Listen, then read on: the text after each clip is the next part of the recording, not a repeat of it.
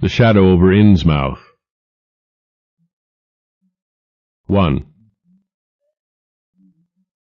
During the winter of 1927-28, officials of the federal government made a strange and secret investigation of certain conditions in the ancient Massachusetts seaport of Innsmouth.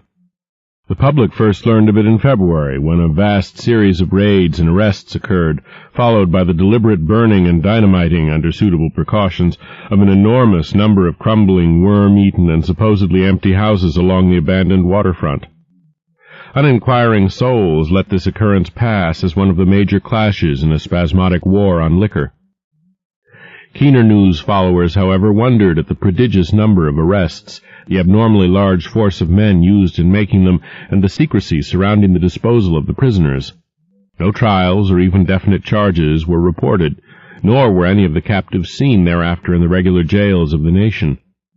There were vague statements about disease and concentration camps, and later about dispersal in various naval and military prisons, but nothing positive ever developed. Innsmouth itself was left almost depopulated, and is even now only beginning to show signs of a sluggishly revived existence.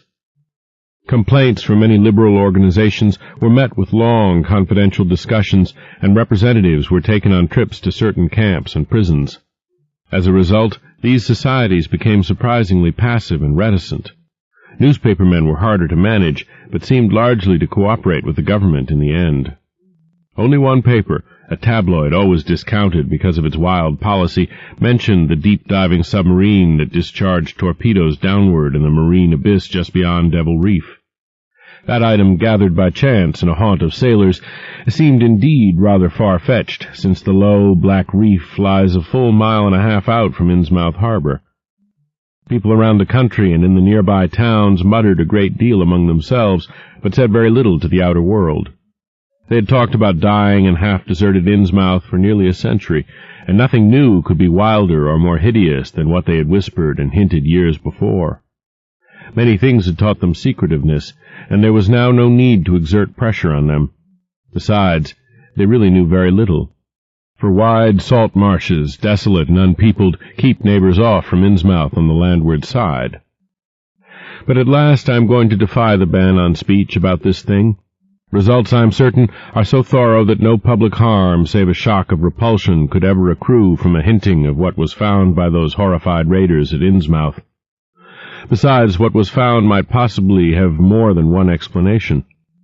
I do not know just how much of the whole tale has been told even to me, and I have many reasons for not wishing to probe deeper, for my contact with this affair has been closer than that of any other layman, and I have carried away impressions which are yet to drive me to drastic measures. It was I who fled frantically out of Innsmouth in the early morning hours of July 16, 1927, and whose frightened appeals for government inquiry and action brought on the whole reported episode. I was willing enough to stay mute while the affair was fresh and uncertain, but now that it is an old story, with public interest and curiosity gone, I have an odd craving to whisper about those few frightful hours in that ill-rumored and evilly shadowed seaport of death and blasphemous abnormality. The mere telling helps me to restore confidence in my own faculties, to reassure myself that I was not simply the first to succumb to a contagious nightmare hallucination. It helps me, too, in making up my mind regarding a certain terrible step which lies ahead of me. I never heard of Innsmouth till the day before I saw it for the first and, so far, last time. I was celebrating my coming of age by a tour of New England, sightseeing, antiquarian and genealogical, and had planned to go directly from ancient Newburyport to Arkham, whence my mother's family was derived. I had no car, but was traveling by train, trolley, and motor coach, always seeking the cheapest possible route. In Newburyport they told me that the steam train was the thing to take to Arkham, and it was only at the station ticket office, when I demurred at the high fare, that I learned about Innsmouth. The stout, shrewd-faced agent, whose speech showed him to be no local man, seemed sympathetic toward my efforts at economy, and made a suggestion that none of my other informants had offered. "You could take that old bus, I suppose," he said with a certain hesitation, "but it ain't thought much of hereabouts. It goes through Innsmouth, you may have heard about that, and so the people don't like it. Run by an Innsmouth fellow, Joe Sargent, but never gets any custom from here. Or Arkham either, I guess. Wonder it keeps running at all. I suppose it's cheap enough, but never see more'n 2 or 3 people in it. Nobody but those Innsmouth folks. Leaves the square, front of Hammond's drugstore at 10 a.m. and 7 p.m., unless they've changed it lately. Looks like a terrible rattletrap. I've never been on it. That was the first I ever heard of shadowed Innsmouth. Any reference to a town not shown on common maps or listed in recent guidebooks would have interested me, and the agent's odd manner of allusion roused something like real curiosity. A town able to inspire such dislike in its neighbors, I thought, must be at least rather unusual and worthy of a tourist's attention. If it came before Arkham, I would stop off there, and so I asked the agent to tell me something about it. He was very deliberate and spoke with an air of feeling slightly superior to what he said. Innsmouth. Well, it's a queer kind of a town down at the mouth of the Monuxet. Used to be almost a city, quite a port before the War of 1812, but all gone to pieces in the last 100 years or so. No railroad now. B&M never went through, and the branch line from Rowley was given up years ago. More empty houses than there are people, I guess, and no business to speak of except fishing and lobstering. Everybody trades, mostly here or in Arkham or Ipswich. Once they had quite a few mills, but nothing's left now except one gold refinery running on the leanest kind of part-time. That refinery, though, used to be a big thing. An old man Marsh who owns it must be richer than Croesus. Queer old duck, though, and sticks mighty close in his home. He's supposed to have developed some skin disease or deformity late in life that makes him keep out of sight. Grandson of Captain Obed Marsh, who founded the business. His mother seems to have been some kind of foreigner, they say a South Sea Islander, so everybody raised Cain when he married an Ipswich girl 50 years ago. They always do that about Innsmouth people, and folks here and hereabouts always try to cover up any Innsmouth blood they have in them. But Marsh's children and grandchildren look just like anyone else so far as I can see. I've had 'em pointed out to me here, though, come to think of it, the elder children don't seem to be around lately. Never saw the old man. And why is everybody so down on Innsmouth? Well, young fellow, you mustn't take too much stock in what people around here say. They're hard to get started, but once they do get started, they never let up. They've been telling things about Innsmouth, whispering 'em mostly, for the last 100 years, I guess, and I gather they're more scared than anything else. Some of the stories would make you laugh, about old Captain Marsh driving bargains with the devil and bringing imps out of hell to live in Innsmouth, or about some kind of devil worship and awful sacrifices in some place near the wharves that people stumbled on around 1845 or thereabouts. But I come from Panton, Vermont, and that kind of story don't go down with me. You ought to hear, though, what some of the old-timers tell about the Black Reef off the coast. Devil Reef, they call it. It's well above water a good part of the time, and never much below it, but at that you could hardly call it an island. The story is that there's a whole legion of devils seen sometimes on that reef, sprawled about or darting in and out of some kind of caves near the top. It's a rugged, uneven thing, a good bit over a mile out, and toward the end of shipping days sailors used to make big detours just to avoid it. That is, sailors that didn't hail from Innsmouth. One of the things they had against old Captain Marsh was that he was supposed to land on it sometimes at night when the tide was right. Maybe he did, for I dare say the rock formation was interesting, and it's just barely possible he was looking for pirate loot and maybe finding it, but there was talk of his dealing with demons there. Fact is, I guess on the whole it was really the captain that gave the bad reputation to the reef. That was before the big epidemic of 1846, when over half the folks in Innsmouth was carried off. They never did quite figure out what the trouble was, but it was probably some foreign kind of disease brought from China or somewhere by the shipping. It surely was bad enough. There was riots over it, and all sorts of ghastly doings that I don't believe ever got outside of town, and it left the place in awful shape. Never came back. There can't be more than 300 or 400 people living there now. But the real thing behind the way folks feel is simply race prejudice, and I don't say I'm blaming those that hold it. I hate those Innsmouth folks myself, and I wouldn't care to go to their town. I suppose you know, though I can see you're a Westerner by your talk, what a lot our New England ships used to have to do with queer ports in Africa, Asia, the South Seas, and everywhere else, and what queer kinds of people they sometimes brought back with them. You've probably heard about the Salem man that came home with a Chinese wife, And maybe you know there's still a bunch of Fiji Islanders somewhere around Cape Cod. Well, there must be something like that back of the Innsmouth people. The place always was badly cut off from the rest of the country by marshes and creeks, and we can't be sure about the ins and outs of the matter, but it's pretty clear that old Captain Marsh must have brought home some odd specimens when he had all 3 of his ships in commission back in the 20s and 30s. There certainly is a strange kind of streak in the Innsmouth folk today. I don't know how to explain it, but it sort of makes you crawl. You'll notice a little in Sargent if you take his bus.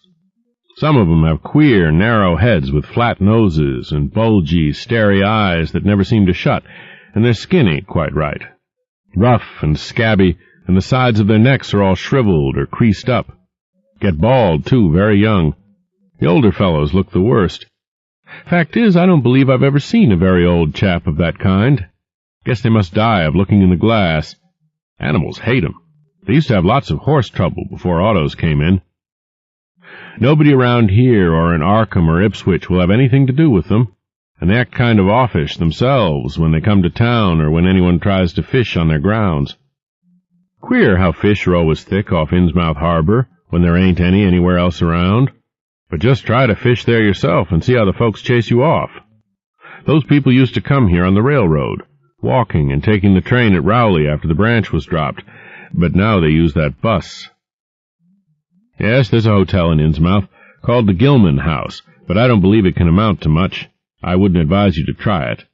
Better stay over here and take the 10 o'clock bus tomorrow morning. Then you can get an evening bus there for Arkham at 8 o'clock. There was a factory inspector who stopped at the Gilman a couple of years ago, and he had a lot of unpleasant hints about the place. Seems they get a queer crowd there, but this fellow heard voices in the other rooms, though most of 'em was empty, that gave him the shivers. It was foreign talk, he thought, but he said the bad thing about it was the kind of voice that sometimes spoke. It sounded so unnatural, slopping-like, he said, that he didn't dare undress and go to sleep, just waited up and lit out the first thing in the morning. The talk went on most all night. This fellow, Casey his name was, had a lot to say about how the Innsmouth folks watched him and seemed kind of on guard. He found the Marsh refinery a queer place. It's in an old mill on the lower falls of the Monuxet. What he said tallied up with what I'd heard. Books in bad shape and no clear account of any kind of dealings. You know, it's always been a kind of mystery where the Marshes get the gold they refine. They've never seemed to do much buying in that line, but years ago they shipped out an enormous lot of ingots. Used to be talk of a queer, foreign kind of jewelry that the sailors and refinery men sometimes sold on the sly, or that was seen once or twice on some of the Marsh women folks. People allowed maybe old Captain Obed traded for it in some heathen port, especially since he was always ordering stacks of glass beads and trinkets such as seafaring men used to get for native trade. Others thought and still think he'd found an old pirate cache out on Devil Reef. But here's a funny thing. The old captain's been dead these 60 years, and there ain't been a good-sized ship out of the place since the Civil War. But just the same, the Marshes still keep on buying a few of those native trade things, mostly glass and rubber gewgaws, they tell me. Maybe the Innsmouth folk like 'em to look at themselves.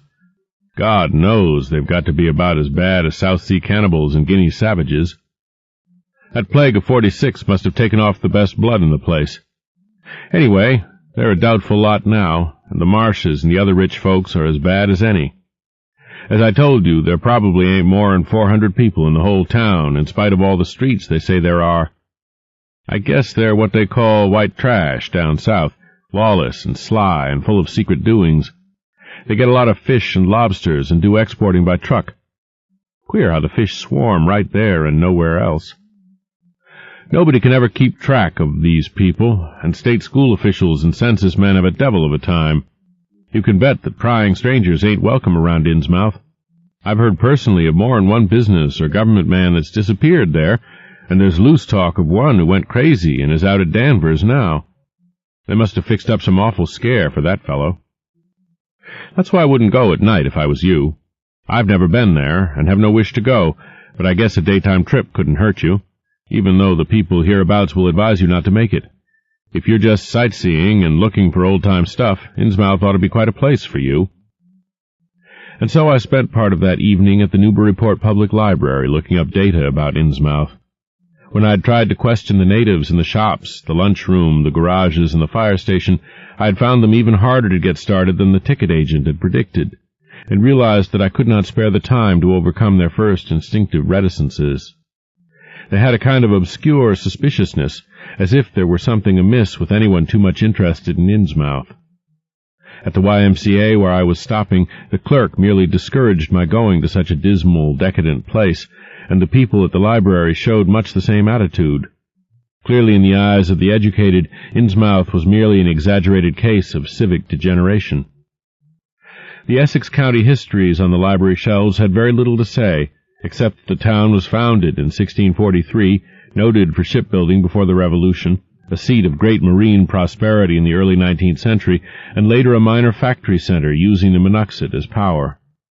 The epidemic and riots of 1846 were very sparsely treated, as if they formed a discredit to the county. References to decline were few, though the significance of the later record was unmistakable. After the Civil War, all industrial life was confined to the Marsh Refining Company, and the marketing of gold ingots formed the only remaining bit of major commerce aside from the eternal fishing. That fishing paid less and less as the price of the commodity fell and large-scale corporations offered competition. But there was never a dearth of fish around Innsmouth harbor.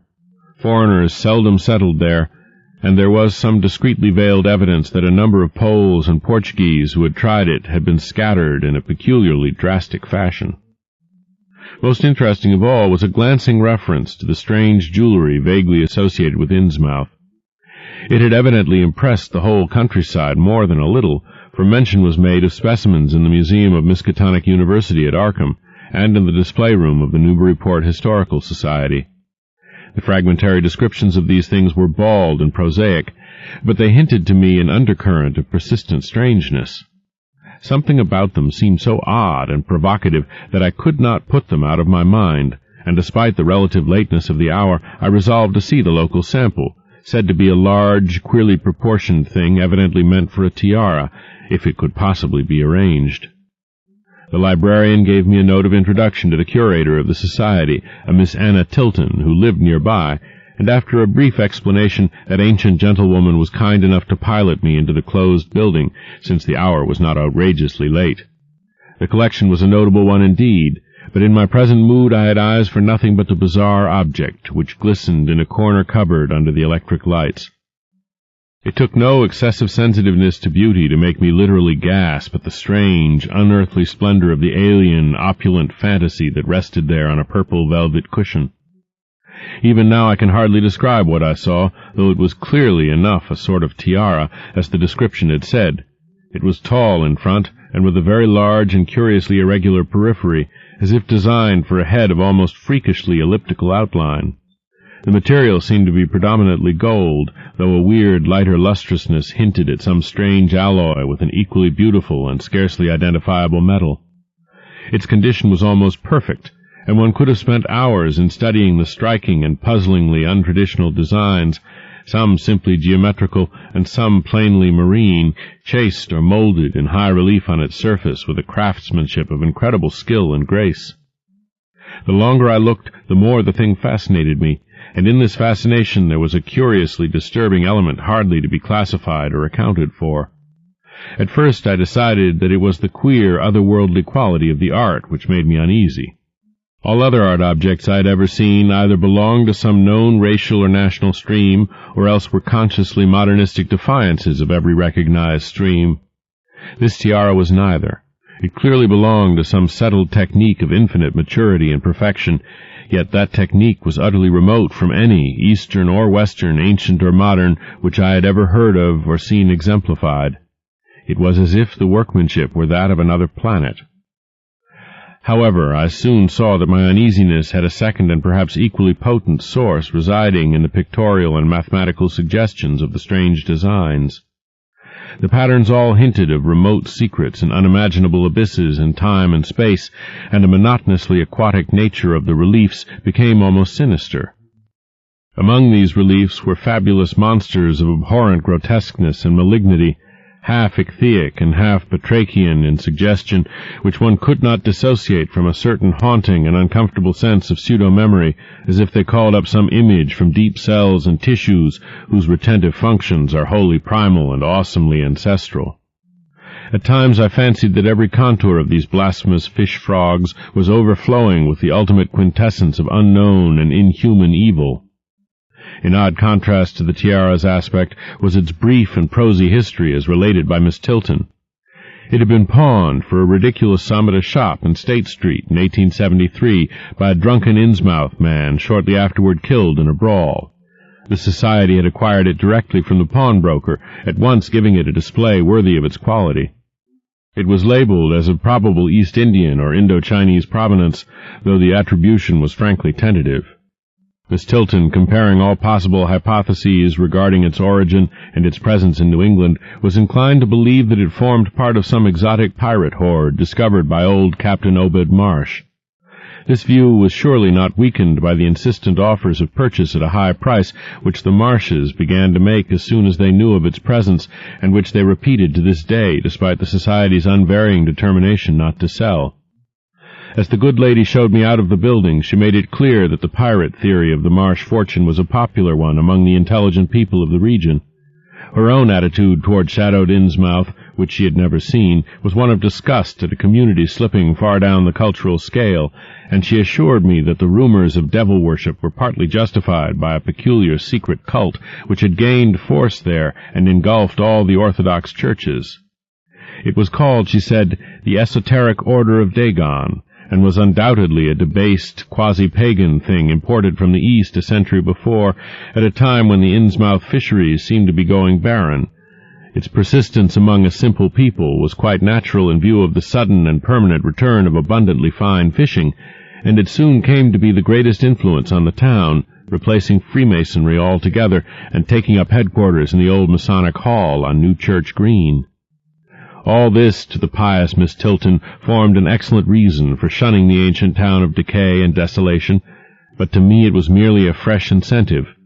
To my architectural and historical anticipations was now added an acute anthropological zeal, and I could scarcely sleep in my small room at the Y as the night wore away. 2. Shortly before 10 the next morning I stood with one small valise in front of Hammond's drugstore in Old Market Square, waiting for the Innsmouth bus. As the hour for its arrival drew near, I noticed a general drift of the loungers to other places up the street, or to the ideal lunch across the square. Evidently the ticket agent had not exaggerated the dislike which local people bore toward Innsmouth and its denizens. In a few moments a small motor coach of extreme decrepitude and dirty gray color rattled down State Street, made a turn, and drew up at the curb beside me. I felt immediately that it was the right one, a guess which the half-illegible sign on the windshield, Arkham, Innsmouth, Newport, soon verified. There were only 3 passengers, dark, unkempt men of sullen visage and somewhat youthful cast, and when the vehicle stopped they clumsily shambled out and began walking up State Street in a silent, almost furtive fashion. The driver also alighted, and I watched him as he went into the drugstore to make some purchase. This, I reflected, must be the Joe Sargent mentioned by the ticket agent, and even before I noticed any details there spread over me a wave of spontaneous aversion which could be neither checked nor explained. It suddenly struck me as very natural that the local people should not wish to ride on a bus owned and driven by this man, or to visit any oftener than possible the habitat of such a man and his kinsfolk. When the driver came out of the store I looked at him more carefully and tried to determine the source of my evil impression. He was a thin, stoop-shouldered man not much under 6 feet tall, dressed in shabby blue civilian clothes and wearing a frayed gray golf cap. His age was perhaps 35, but the odd, deep creases in the side of his neck made him seem older when one did not study his dull, expressionless face. He had a narrow head, bulging, watery blue eyes that seemed never to wink, a flat nose, a receding forehead and chin, and singularly undeveloped ears. His long, thick lip and coarse-pored grayish cheeks seemed almost beardless, except for some sparse yellow hairs that straggled and curled in irregular patches, and in places the surface seemed queerly irregular, as if peeling from some cutaneous disease. His hands were large and heavily veined, and had a very unusual grayish-blue tinge. The fingers were strikingly short in proportion to the rest of the structure, and seemed to have a tendency to curl closely into the huge palm. As he walked toward the bus, I observed his peculiarly shambling gait, and saw that his feet were inordinately immense. The more I studied them, the more I wondered how he could buy any shoes to fit them. A certain greasiness about the fellow increased my dislike. He was evidently given to working or lounging around the fish docks, and carried with him much of their characteristic smell. Just what foreign blood was in him I could not even guess. His oddities certainly did not look Asiatic, Polynesian, Levantine, or Negroid, yet I could see why the people found him alien. I myself would have thought of biological degeneration rather than alienage. I was sorry when I saw that there would be no other passengers on the bus. Somehow I did not like the idea of riding alone with this driver. But as leaving time obviously approached, I conquered my qualms and followed the man aboard, extending him a $1 bill and murmuring the single word, Innsmouth. He looked curiously at me for a second as he returned 40 cents change without speaking. I took a seat far behind him, but on the same side of the bus, since I wished to watch the shore during the journey. At length the decrepit vehicle started with a jerk and rattled noisily past the old brick buildings of State Street amidst a cloud of vapor from the exhaust. Glancing at the people on the sidewalks, I thought I detected in them a curious wish to avoid looking at the bus, or at least a wish to avoid seeming to look at it. Then we turned to the left into High Street, where the going was smoother, flying by stately old mansions of the early Republic and still older colonial farmhouses, passing the Lower Green and Parker River, and finally emerging into a long, monotonous stretch of open shore country. The day was warm and sunny, but the landscape of sand, sedge-grass, and stunted shrubbery became more and more desolate as we proceeded. Out the window I could see the blue water and the sandy line of Plum Island, and we presently drew very near the beach as our narrow road veered off from the main highway to Rowley and Ipswich. There were no visible houses, and I could tell by the state of the road that traffic was very light hereabouts. The small, weather-worn telephone poles carried only 2 wires. Now and then we crossed crude wooden bridges over tidal creeks that wound far inland and promoted the general isolation of the region. Once in a while I noticed dead stumps and crumbling foundation walls above the drifting sand, and recalled the old tradition quoted in one of the histories I had read, that this was once a fertile and thickly settled countryside. The change, it was said, came simultaneously with the Innsmouth epidemic of 1846, and was thought by simple folk to have a dark connection with hidden forces of evil. Actually, it was caused by the unwise cutting of woodlands near the shore, which robbed the soil of its best protection and opened the way for waves of wind-blown sand.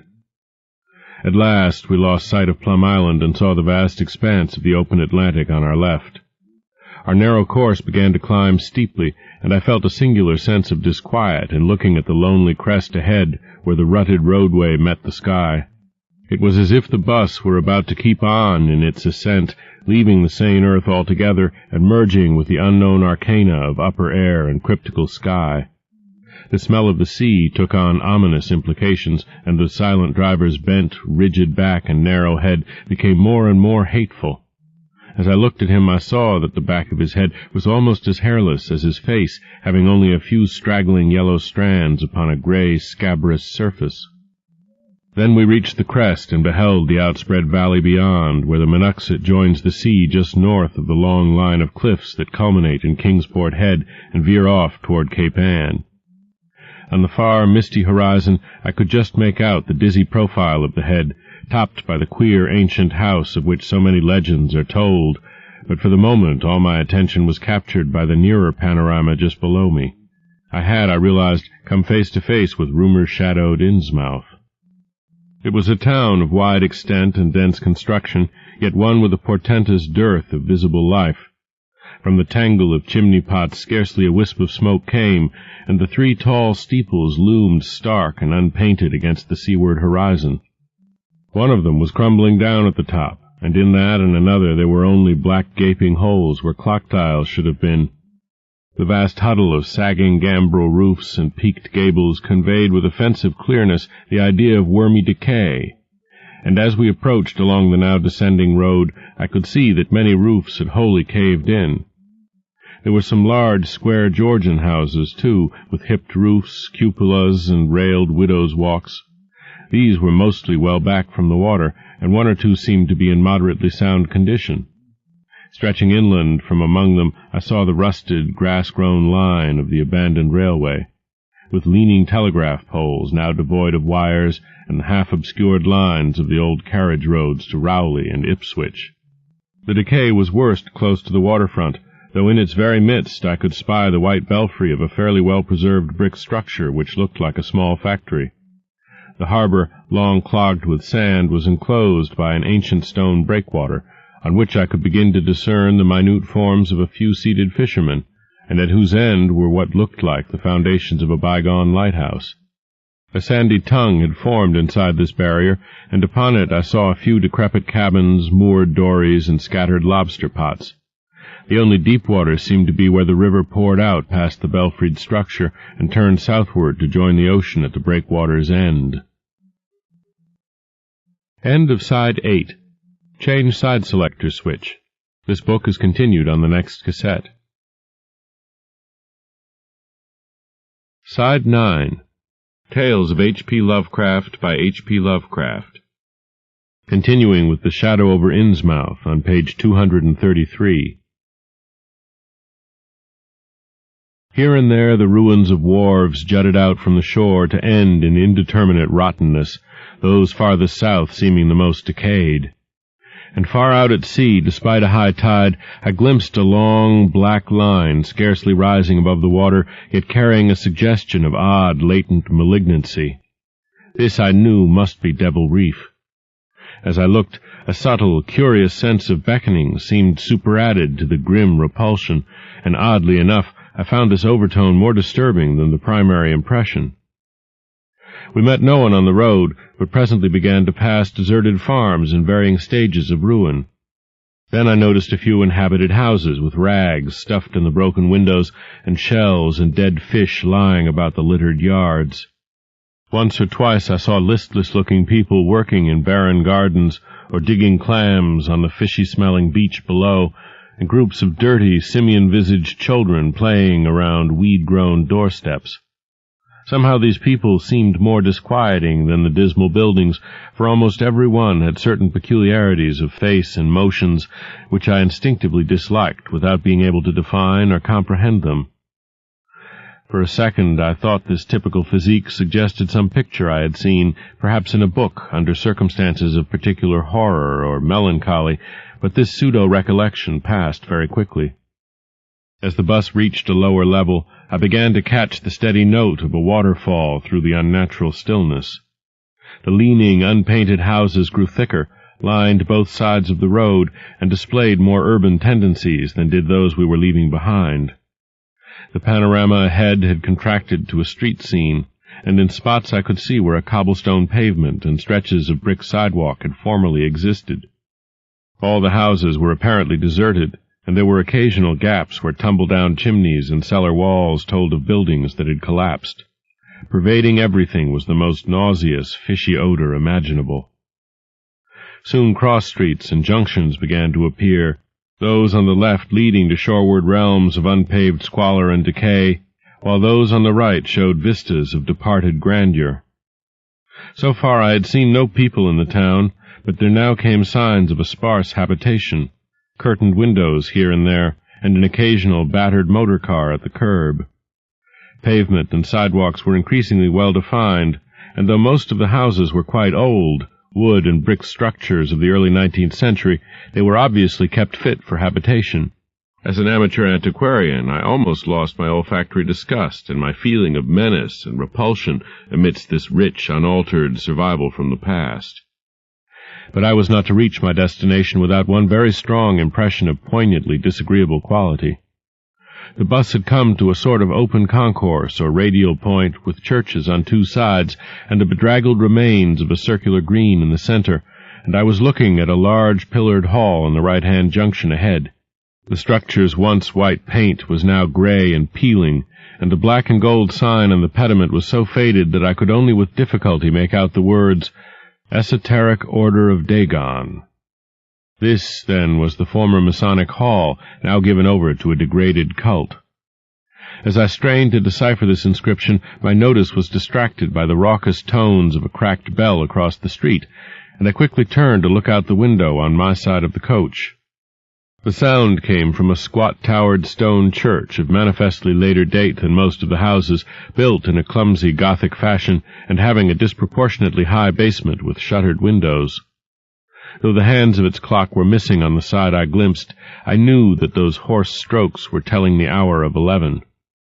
Then suddenly all thoughts of time were blotted out by an onrushing image of sharp intensity and unaccountable horror which had seized me before I knew what it really was. The door of the church basement was open, revealing a rectangle of blackness inside, and as I looked, a certain object crossed, or seemed to cross, that dark rectangle, burning into my brain the momentary conception of nightmare, which was all the more maddening because analysis could not show a single nightmarish quality about it. It was a living object, the first except the driver that I had seen since entering the compact part of the town, and had I been in a steadier mood, I would have found nothing whatever of terror in it. Clearly, as I realized a moment later, it was the pastor, clad in some peculiar vestments, doubtless introduced since the Order of Dagon had modified the ritual of the local churches. The thing which had probably caught my first subconscious glance and supplied the touch of bizarre horror was the tall tiara he wore, an almost exact duplicate of the one Miss Tilton had shown me the previous evening. This, acting on my imagination, had supplied namelessly sinister qualities to the indeterminate face and robed, shambling form beneath it. There was not, I soon decided, any reason why I should have felt that shuddering touch of evil pseudo-memory. Was it not natural that a local mystery cult should adopt among its regimentals an unique type of headdress made familiar to the community in some strange way, perhaps as treasure trove? A very thin sprinkling of repellent-looking youngish people now became visible on the sidewalks, lone individuals and silent knots of 2 or 3. The lower floors of the crumbling houses sometimes harbored small shops with dingy signs, and I noticed a parked truck or two as we rattled along. The sound of waterfalls became more and more distinct, and presently I saw a fairly deep river gorge ahead, spanned by a wide, iron-railed highway bridge, beyond which a large square opened out. As we clanked over the bridge, I looked out on both sides and observed some factory buildings on the edge of the grassy bluff or part way down. The water far below was very abundant, and I could see 2 vigorous sets of falls upstream on my right and at least one downstream on my left. From this point the noise was quite deafening. Then we rolled into the large semicircular square across the river and drew up on the right-hand side in front of a tall, cupola-crowned building with remnants of yellow paint and with a half-effaced sign proclaiming it to be the Gilman House. I was glad to get out of that bus, and at once proceeded to check my valise in the shabby hotel lobby. There was only one person in sight, an elderly man without what I had come to call the Innsmouth look, and I decided not to ask him any of the questions which bothered me, remembering that odd things had been noticed in this hotel. Instead, I strolled out on the square, from which the bus had already gone, and studied the scene minutely and appraisingly. One side of the cobblestoned open space was the straight line of the river. The other was a semicircle of slant-roofed brick buildings of about the 1800 period, from which several streets radiated away to the southeast, south, and southwest. Lamps were depressingly few and small, all low-powered incandescents, and I was glad that my plans called for departure before dark, even though I knew the moon would be bright.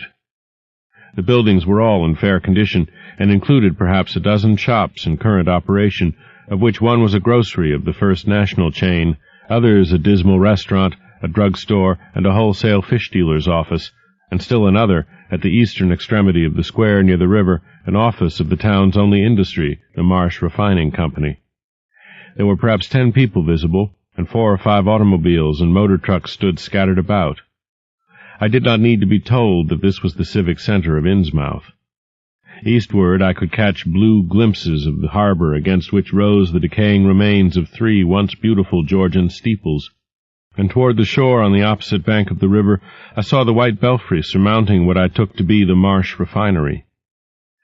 For some reason or other I chose to make my first inquiries at the chain grocery, whose personnel was not likely to be native to Innsmouth. I found a solitary boy of about 17 in charge, and was pleased to note the brightness and affability which promised cheerful information. He seemed exceptionally eager to talk, and I soon gathered that he did not like the place, its fishy smell, or its furtive people. A word with any outsider was a relief to him. He hailed from Arkham, boarded with a family who came from Ipswich, and went back home whenever he got a moment off. His family did not like him to work in Innsmouth, but the chain had transferred him there, and he did not wish to give up his job. There was, he said, no public library or chamber of commerce in Innsmouth, but I could probably find my way about. The street I had come down was Federal. West of that were the fine old residence streets, Broad, Washington, Lafayette, and Adams, and east of it were the shoreline slums. It was in these slums, along Main Street, that I would find the old Georgian churches, but they were all long abandoned. It would be well not to make oneself too conspicuous in such neighborhoods, especially north of the river, since the people were sullen and hostile. Some strangers had even disappeared. Certain spots were almost forbidden territory, as he had learned at considerable cost. One must not, for example, linger much around the Marsh refinery, or around any of the still-used churches, or around the pillared Order of Dagon Hall at New Church Green. Those churches were very odd, all violently disavowed by their respective denominations elsewhere, and apparently using the queerest kind of ceremonials and clerical vestments. Their creeds were heterodox and mysterious, involving hints of certain marvelous transformations leading to bodily immortality, of a sort, on this earth. The youth's own pastor, Dr. Wallace of Asbury M.E. Church in Arkham, had gravely urged him not to join any church in Innsmouth. As for the Innsmouth people, the youth hardly knew what to make of them. They were as furtive and seldom seen as animals that live in burrows, and one could hardly imagine how they passed the time apart from their desultory fishing. Perhaps, judging from the quantities of bootleg liquor they consumed, they lay for most of the daylight hours in an alcoholic stupor. They seemed sullenly banded together in some sort of fellowship and understanding, despising the world as if they had access to other and preferable spheres of entity. Their appearance, especially those staring, unwinking eyes which one never saw shut, was certainly shocking enough, and their voices were disgusting. It was awful to hear them chanting in their churches at night, and especially during their main festivals or revivals, which fell twice a year, on April 30th and October 31st. They were very fond of the water, and swam a great deal in both river and harbor.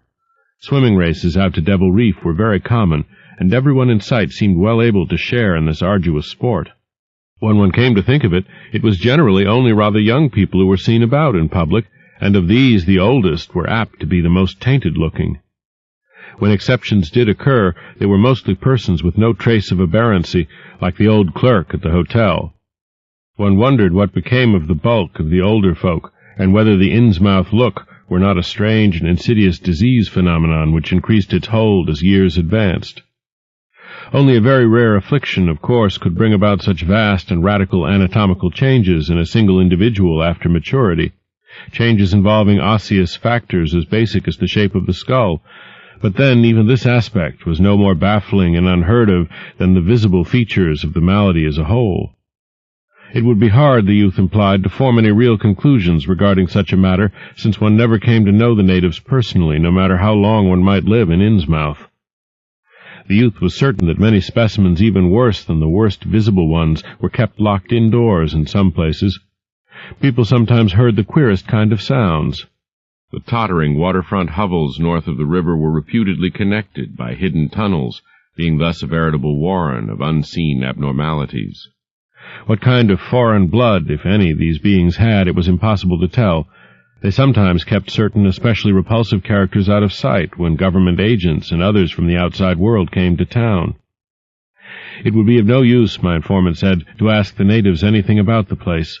The only one who would talk was a very aged but normal-looking man who lived at the poorhouse on the north rim of the town and spent his time walking about or lounging around the fire station. This hoary character, Zadok Allen, was 96 years old and somewhat touched in the head, besides being the town drunkard. He was a strange, furtive creature who constantly looked over his shoulder as if afraid of something, and when sober could not be persuaded to talk at all with strangers. He was, however, unable to resist any offer of his favorite poison, and once drunk would furnish the most astonishing fragments of whispered reminiscence. After all, though, little useful data could be gained from him, since his stories were all insane, incomplete hints of impossible marvels and horrors which could have no source save in his own disordered fancy. Nobody believed him, but the natives did not like him to drink and talk with strangers, and it was not always safe to be seen questioning him. It was probably from him that some of the wildest popular whispers and delusions were derived. Several non-native residents had reported monstrous glimpses from time to time, but between old Zadok's tales and the malformed denizens, it was no wonder such illusions were current. None of the non-natives ever stayed out late at night, there being a widespread impression that it was not wise to do so. Besides, the streets were loathsomely dark. As for business, the abundance of fish was certainly almost uncanny, but the natives were taking less and less advantage of it.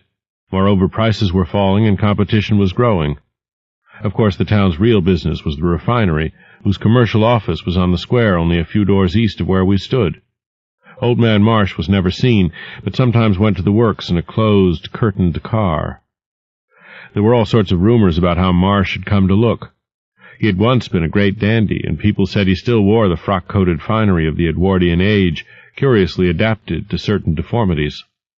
His sons had formerly conducted the office in the square, but latterly they had been keeping out of sight a good deal and leaving the brunt of affairs to the younger generation. The sons and their sisters had come to look very queer, especially the elder ones, and it was said that their health was failing. One of the Marsh daughters was a repellent, reptilian-looking woman who wore an excess of weird jewelry, clearly of the same exotic tradition as that to which the strange tiara belonged. My informant had noticed it many times, and had heard it spoken of as coming from some secret horde, either of pirates or of demons. The clergymen, or priests, or whatever they were called nowadays, also wore this kind of ornament as a headdress, but one seldom caught glimpses of them. Other specimens the youth had not seen, though many were rumored to exist around Innsmouth. The Marshes, together with the other 3 gently bred families of the town, the Waits, the Gilmans, and the Elliots, were all very retiring. They lived in immense houses along Washington Street, and several were reputed to harbor in concealment certain living kinsfolk whose personal aspect forbade public view, and whose deaths had been reported and recorded. Warning me that many of the street signs were down, the youth drew for my benefit a rough but ample and painstaking sketch map of the town's salient features. After a moment's study, I felt sure that it would be of great help, and pocketed it with profuse thanks. Disliking the dinginess of the single restaurant I had seen, I bought a fair supply of cheese crackers and ginger wafers to serve as a lunch later on. My program, I decided, would be to thread the principal streets, talk with any non-natives I might encounter, and catch the 8 o'clock coach for Arkham. The town, I could see, formed a significant and exaggerated example of communal decay, but being no sociologist, I would limit my serious observations to the field of architecture.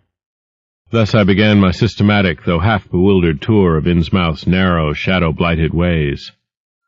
Crossing the bridge and turning toward the roar of the lower falls, I passed close to the Marsh refinery, which seemed oddly free from the noise of industry. This building stood on the steep river bluff near a bridge and an open confluence of streets which I took to be the earliest civic center, displaced after the Revolution by the present town square. Recrossing the gorge on the Main Street bridge, I struck a region of utter desertion which somehow made me shudder. Collapsing huddles of gambrel roofs formed a jagged and fantastic skyline, above which rose the ghoulish, decapitated steeple of an ancient church. Some houses along Main Street were tenanted, but most were tightly boarded up. Down unpaved side streets I saw the black, gaping windows of deserted hovels, many of which leaned at perilous and incredible angles through the sinking of part of the foundations. Those windows stared so spectrally that it took courage to turn eastward toward the waterfront. Certainly the terror of a deserted house swells in geometrical rather than arithmetical progression, as houses multiply to form a city of stark desolation. The sight of such endless avenues of fishy-eyed vacancy and death, and the thought of such linked infinities of black, brooding compartments given over to cobwebs and memories and the conqueror worm, start up vestigial fears and aversions that not even the stoutest philosophy can disperse. Fish Street was as deserted as Main, though it differed in having many brick and stone warehouses still in excellent shape. Water Street was almost its duplicate, save that there were great seaward gaps where wharves had been. Not a living thing did I see, except for the scattered fishermen on the distant breakwater, and not a sound did I hear, save the lapping of the harbor tides and the roar of the falls and the Monuxet. The town was getting more and more on my nerves, and I looked behind me furtively as I picked my way back over the tottering Water Street Bridge. The Fish Street Bridge, according to the sketch, was in ruins. North of the city there were traces of squalid life, active fish-packing houses in Water Street, smoking chimneys and patched roofs here and there, occasional sounds from indeterminate sources, and infrequent shambling forms in the dismal streets and unpaved lanes, but I seemed to find this even more oppressive than the southerly desertion. For one thing, the people were more hideous and abnormal than those near the center of the town, so that I was several times evilly reminded of something utterly fantastic which I could not quite place. Undoubtedly the alien strain in the Innsmouth folk was stronger here than farther inland, unless indeed the Innsmouth look were a disease rather than a blood strain, in which case this district might be held to harbor the more advanced cases. One detail that annoyed me was the distribution of the few faint sounds I heard. They ought naturally to have come wholly from the visibly inhabited houses, yet in reality were often strongest inside the most rigidly boarded-up facades. There were creakings, scurryings, and hoarse, doubtful noises, and I thought uncomfortably about the hidden tunnels suggested by the grocery boy. Suddenly I found myself wondering what the voices of those denizens would be like. I had heard no speech so far in this quarter, and was unaccountably anxious not to do so. Pausing only long enough to look at two fine but ruinous old churches at Main and Church Streets, I hastened out of that vile waterfront slum. My next logical goal was New Church Green, but somehow or other I could not bear to repass the church in whose basement I had glimpsed the inexplicably frightening form of that strangely diademed priest or pastor. Besides, the grocery youth had told me that the churches, as well as the order of Dagon Hall, were not advisable neighborhoods for strangers.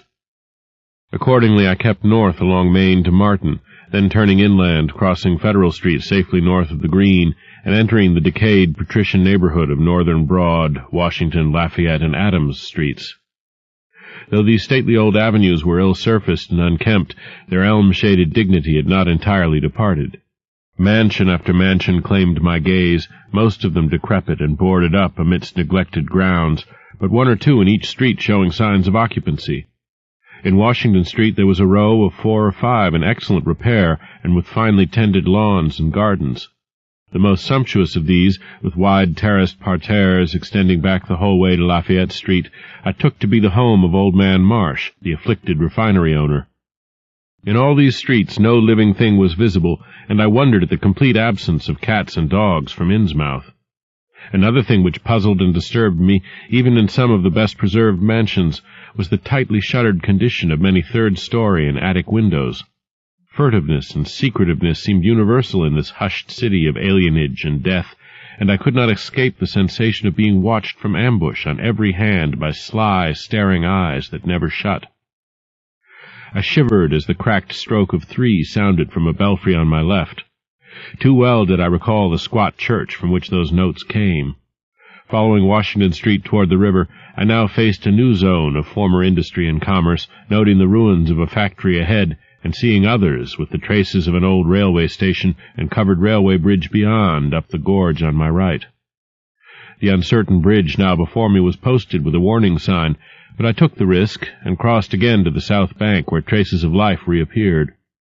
Furtive, shambling creatures stared cryptically in my direction, and more normal faces eyed me coldly and curiously. Innsmouth was rapidly becoming intolerable, and I turned down Payne Street toward the square in the hope of getting some vehicle to take me to Arkham before the still distant starting time of that sinister bus. It was then that I saw the tumble-down fire station on my left, and noticed the red-faced, bushy-bearded, watery-eyed old man in nondescript rags who sat on a bench in front of it, talking with a pair of unkempt but not abnormal-looking firemen.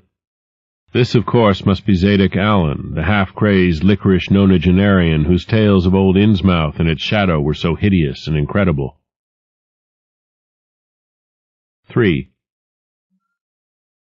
It must have been some imp of the perverse, or some sardonic pull from dark, hidden sources, which made me change my plans as I did. I had long before resolved to limit my observations to architecture alone, and I was even then hurrying toward the square in an effort to get quick transportation out of this festering city of death and decay, but the sight of old Zadok Allen set up new currents in my mind and made me slacken my pace uncertainly.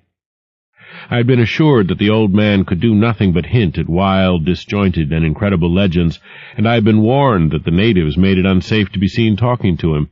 Yet the thought of this aged witness to the town's decay, with memories going back to the early days of ships and factories, was a lure that no amount of reason could make me resist. After all, the strangest and maddest of myths are often merely symbols or allegories based upon truth, and old Zadok must have seen everything which went on around Innsmouth for the last 90 years. Curiosity flared up beyond sense and caution, and in my youthful egotism I fancied I might be able to sift a nucleus of real history from the confused, extravagant outpouring I would probably extract with the aid of raw whiskey. I knew that I could not accost him then and there, for the fireman would surely notice and object. Instead, I reflected, I would prepare by getting some bootleg liquor at a place where the grocery boy had told me it was plentiful. Then I would loaf near the fire station in apparent casualness, and fall in with old Zadok after he had started on one of his frequent rambles. The youth said that he was very restless, seldom sitting around the station for more than an hour or two at a time. A quart bottle of whiskey was easily, though not cheaply, obtained in the rear of a dingy variety store just off the square in Elliott Street. The dirty-looking fellow who waited on me had a touch of the staring Innsmouth look, but was quite civil in his way, being perhaps used to the custom of such convivial strangers, truckmen, gold buyers, and the like, as were occasionally in town. Re-entering the square, I saw that luck was with me, for, shuffling out of Payne Street around the corner of the Gilman house, I glimpsed nothing less than the tall, lean, tattered form of old Zadok Allen himself. In accordance with my plan, I attracted his attention by brandishing my newly purchased bottle, and soon realized that he had begun to shuffle wistfully after me as I turned into Waite Street on my way to the most deserted region I could think of. I was steering my course by the map the grocery boy had prepared, and was aiming for the wholly abandoned stretch of southern waterfront which I had previously visited. The only people in sight there had been the fishermen on the distant breakwater, and by going a few squares south I could get beyond the range of these, finding a pair of seats on some abandoned wharf, and being free to question old Zadok unobserved for an indefinite time. Before I reached Main Street I could hear a faint and wheezy, "Hey, mister," behind me, and I presently allowed the old man to catch up and take copious pulls from the quart bottle. I began putting out feelers as we walked along to Water Street and turned southward amidst the omnipresent desolation and crazily tilted ruins, but found that the aged tongue did not loosen as quickly as I had expected. At length I saw a grass-grown opening toward the sea between crumbling brick walls, with the weedy length of an earth and masonry wharf projecting beyond. Piles of moss-covered stones near the water promised tolerable seats, and the scene was sheltered from all possible view by a ruined warehouse on the north. Here I thought was the ideal place for a long, secret colloquy, so I guided my companion down the lane and picked out spots to sit in among the mossy stones. The air of death and desertion was ghoulish, and the smell of fish almost insufferable, but I was resolved to let nothing deter me. About 4 hours remained for conversation if I were to catch the 8 o'clock coach for Arkham, and I began to dole out more liquor to the ancient tippler, meanwhile eating my own frugal lunch. In my donations I was careful not to overshoot the mark, for I did not wish Zadok's vinous garrulousness to pass into a stupor. After an hour his furtive taciturnity showed signs of disappearing, but much to my disappointment he still sidetracked my questions about Innsmouth and its shadow-haunted past. He would babble of current topics, revealing a wide acquaintance with newspapers and a great tendency to philosophize in a sententious village fashion. Toward the end of the second hour, I feared my quart of whiskey would not be enough to produce results, and was wondering whether I had better leave old Zadok and go back for more. Just then, however, chance made the opening which my questions had been unable to make, and the wheezing ancient's ramblings took a turn that caused me to lean forward and listen alertly. My back was toward the fishy-smelling sea, but he was facing it, and something or other had caused his wandering gaze to light on the low, distant line of Devil Reef, then showing plainly and almost fascinatingly above the waves. The sight seemed to displease him, for he began a series of weak curses which ended in a confidential whisper and a knowing leer. He bent toward me, took hold of my coat lapel, and hissed out some hints that could not be mistaken. There's where it all begun, that cursed place of all wickedness where the deep waters starts. Gate o' hell. Sheer drop down to a bottom no soundin' line can tetch. Old Captain Obed done it, him that found out more'n was good for him in the South Sea Islands. Everybody was in a bad way them days. Trade falling off, mills losing business, even the new ones, and the best of our men folks kilt a privateerin' in the War of 1812, or lost with the Elizy brig and the Ranger's Snow, both of 'em Gilman venters. Obed Marsh he had 3 ships afloat, Brigantine Columby, Brig Hetty, and bark Sumatry Queen. He was the only one as kept on with the East Indian Pacific trade, though Esdras Martin's barkentine Malay Pride made a venter as late as 28. Never was nobody like Captain Obed, old limb o' Satan. Heh. I can mind him a-tellin' about furrin parts, and callin' all the folks stupid for goin' to Christian meetin' and bearin' their burdens meek and lowly. Says they'd orter get better gods like some of the folks in the Injies, gods as 'ud bring 'em good fishin' in return for their sacrifices, and 'ud really answer folks' prayers. Matt Elliott, his fust mate, talked a lot, too, only he was agin folks doin' any heathen things. Told about an island east of Otaheite, where there was a lot of stone ruins older'n anybody knew anything about, kind of like them on Ponape and the Carolines, but with carvings of faces that looked like the big statues on Easter Island.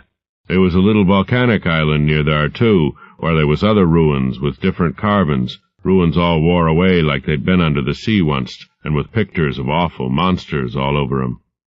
Well, sir, Matt, he says the natives around there had all the fish they could catch, and sported bracelets and armlets and head rigs made out of a queer kind of gold, and covered with pictures of monsters just like the ones carved over the ruins on the little island, sorter fish-like frogs, or frog-like fishes, that was drawed in all kinds of positions like they was human beings.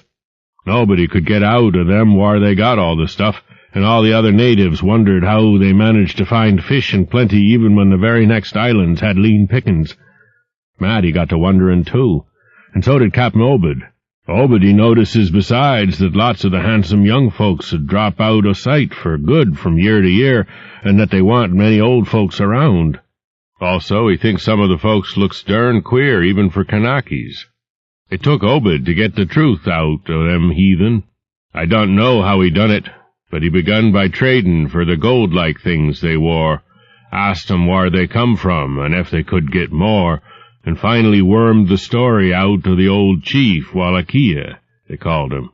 Nobody but Obed had ever believed the old yeller devil, but the captain could read folks like they was books. Heh.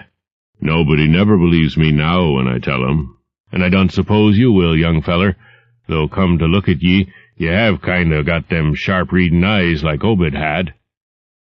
The old man's whisper grew fainter, and I found myself shuddering at the terrible and sincere portentousness of his intonation, even though I knew his tale could be nothing but drunken fantasy. Well, sir, Obed, he larnt that they's things on this arth as most folks never heerd about, and wouldn't believe if they did hear. It seems these Kanakas was sacrificing heaps o' their young men and maidens to some kind o' god things that lived under the sea, and getting all kinds o' favor in return.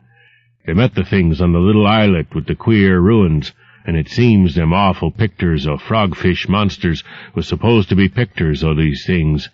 Maybe they was the kind o' critters as got all the mermaid stories and such started.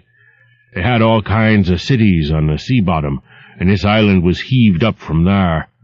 Seems they was some of the things alive in the stone buildings when the island come up sudden to the surface. That's how the Kanakas got wind they was down there. Made sign talk as soon as they got over being scared, and pieced up a bargain afore long. Them things liked human sacrifices, and had 'em ages afore, but lost track o' the upper world arter a time. What they done to the victims it ain't for me to say, and I guess Obed warn't none too sharp about asking. But it was all right with the heathens, because they'd been having a hard time and was desperate about everything. They give a sartain number o' young folks to the sea things twice every year, May Eve and Halloween, regular as could be. Also give some o' the carved knick-knacks they made. What the things agreed to give in return was plenty o' fish, They druv 'em in from all over the sea, and a few gold-like things now and then.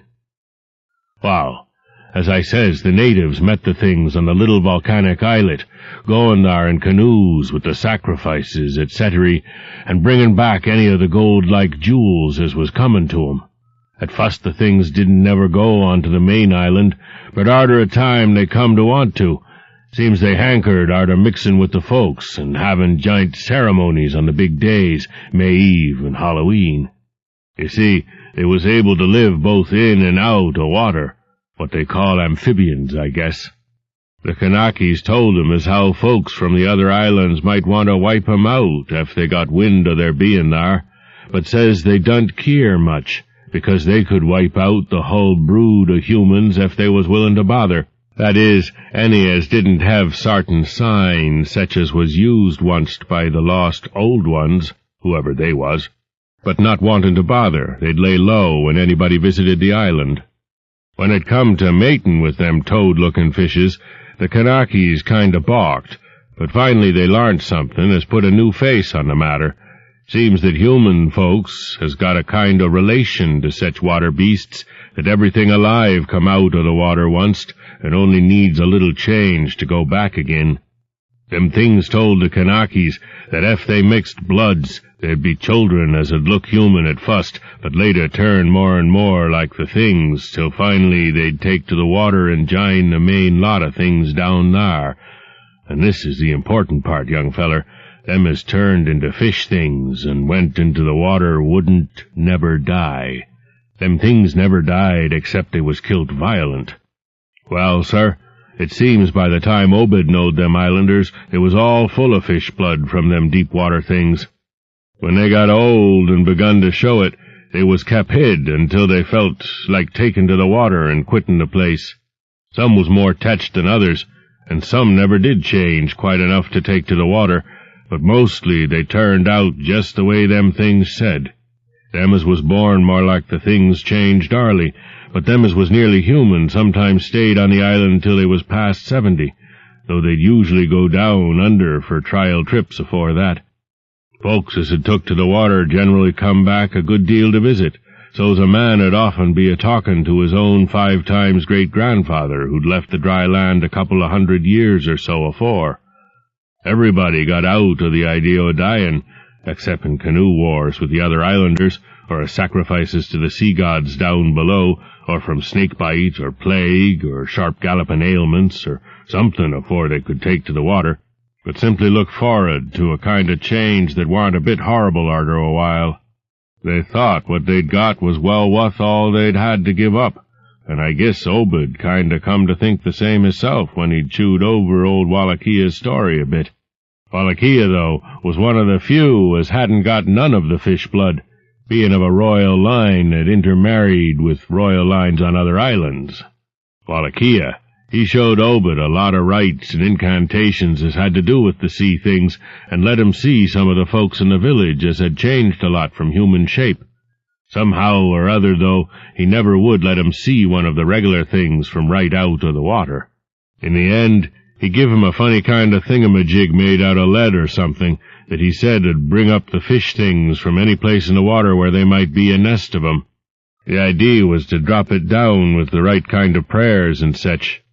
Wallachiyah allowed as the things was scattered all over the world, so's anybody that looked about could find a nest and bring 'em up if they was wanted. Matt, he didn't like this business at all, and wanted Obed should keep away from the island. But the captain was sharp for gain, and found he could get them gold-like things so cheap it'd pay him to make a specialty of 'em. Things went on that way for years, and Obed got enough of that gold-like stuff to make him start the refinery in Waite's old run-down fullin' mill. He didn't sell the pieces like they was, for folks would be all the time asking questions. All the same, his crews would get a piece and dispose of it now and then, even though they was swore to keep quiet, and he let his women folks wear some of the pieces as was more human-like than most. Well, come about 38, when I was 7-year-old, Obed, he found the island people all wiped out between voyages. Seems the other islanders had got wind of what was going on, and had took matters into their own hands. S'pose they must ha' had, arter all. Them old magic signs, as the sea thing says, was the only things they was afeard of. No tellin' what any of them Kanakas will chance to get a holt of when the sea bottom throws up some island with ruins older'n the deluge. Pious cusses, these was. They didn't leave nothin' standin' on either the main island or the little volcanic islet, except what parts of the ruins was too big to knock down. In some places they was little stones strewed about, like charms, with somethin' on 'em like what you call a swastika nowadays. Prob'ly them was the old ones' signs. Folks all wiped out. No trace or no gold-like things, and none of the nearby Kanakas 'ud breathe a word about the matter. Wouldn't even admit they'd ever been people on that island. That naturally hit Obed pretty hard, seein' as his normal trade was doin' very poor. It hit the whole of Innsmouth, too, because in seafarin' days what profited the master of a ship generally profited the crew proportionate. Most of the folks around the town took the hard times kind of sheep-like and resigned, but they was in bad shape because the fishin' was peterin' out and the mills wa'n't doin' none too well. Then's the time Obed he begun a-cursin' at the folks for bein' dull sheep and prayin' to a Christian heaven as didn't help 'em none. He told 'em he'd knowed of folks as prayed to gods that give something you really need, and says if a good bunch of men 'ud stand by him, he could maybe get a holt o' certain powers as 'ud bring plenty of fish and quite a bit of gold. O' course, them as sarved on the Sumatry Queen and seed the island knowed what he meant, and wa'n't none too anxious to get close to see things like they'd heerd tell on, but them as didn't know what 'twas all about got kind of swayed by what Obed had to say, and begun to ask him what he could do to set 'em on the way to the faith as 'ud bring 'em results. Here the old man faltered, mumbled, and lapsed into a moody and apprehensive silence, glancing nervously over his shoulder, and then turning back to stare fascinatedly at the distant black reef. When I spoke to him he did not answer, so I knew I would have to let him finish the bottle. The insane yarn I was hearing interested me profoundly, for I fancied there was contained within it a sort of crude allegory based upon the strangeness of Innsmouth and elaborated by an imagination at once creative and full of scraps of exotic legend. Not for a moment did I believe that the tale had any really substantial foundation, but nonetheless the account held a hint of genuine terror, if only because it brought in references to strange jewels clearly akin to the malign tiara I had seen at Newburyport. Perhaps the ornaments had, after all, come from some strange island, and possibly the wild stories were lies of the bygone Obed himself, rather than of this antique toper. I handed Zadok the bottle, and he drained it to the last drop. It was curious how he could stand so much whiskey, for not even a trace of thickness had come into his high, wheezy voice. He licked the nose of the bottle and slipped it into his pocket, then beginning to nod and whisper softly to himself. I bent close to catch any articulate words he might utter, and thought I saw a sardonic smile behind the stained, bushy whiskers. Yes, he was really forming words, and I could grasp a fair proportion of them. Poor Matt. Matt, he always was agin it. Tried to line up the folks on his side and had long talks with the preachers. No use. They run the Congregational parson out of town, and the Methodist feller quit. Never did see Resolved Babcock, the Baptist parson, again. Wrath of Jehovah. I was a mighty little critter, but I heerd what I heerd and seen what I seen. Dagon and Ashtoreth, Belial and Beelzebub, golden calf and the idols of Canaan, and the Philistines, Babylonish abominations. Meany, Tekel a parson. He stopped again, and from the look in his watery blue eyes, I feared he was close to a stupor after all. But when I gently shook his shoulder, he turned on me with astonishing alertness and snapped out some more obscure phrases. Don't believe me, hey? Heh, heh, heh. Then just tell me, young feller, why Cap'n Obed and 20-odd other folks used to row out to Devil Reef in the dead o' night and chant things so loud you could hear 'em all over town when the wind was right. Tell me that, eh? And tell me why Obed was allus dropping heavy things down into the deep water t'other side of the reef, where the bottom shoots down like a cliff lower'n ye can sound. Tell me what he done with that funny-shaped lead thingamajig as Wallachia give him. Hey, boy? And what did they all howl on May Eve, and agin the next Halloween? And why'd the new church parsons, fellers as used to be sailors, wear them queer robes and cover theirselves with them gold-like things Obed brung? Hey? The watery blue eyes were almost savage and maniacal now, and the dirty white beard bristled electrically. Old Zadok probably saw me shrink back, for he had begun to cackle evilly. Heh, heh, heh, heh. Beginning to see, hey? Maybe you'd like to have been me in them days when I seed things at night out to sea from the cupola top of my house. Oh, I can tell ye, little pitchers have big ears, and I want missing nothing o' what was gossiped about Cap'n Obed and the folks out to the reef. Heh, heh, heh. How about the night I took my pa's ship's glass up to the cupola and seed the reef a-bristling thick with shapes that dove off quick soon's the moon riz. Obed and the folks was in a dory, but them shapes dove off the far side into the deep water and never come up. How'd you like to be a little shaver alone up in a cupola a-watching shapes as want human shapes? Hey? Heh, heh, heh, heh. The old man was getting hysterical, and I began to shiver with a nameless alarm. He laid a gnarled claw on my shoulder, and it seemed to me that its shaking was not altogether that of mirth. S'pose one night you seed something heavy heaved off'n Obed's dory beyond the reef, and then learned next day a young feller was missing from home, eh? Did anybody ever see hide or hair or Hiram Gilman again? Did they? And Nick Pierce, and Llewellyn Waite, and Adoniram Southwick, and Henry Garrison, eh? Heh, heh, heh, heh.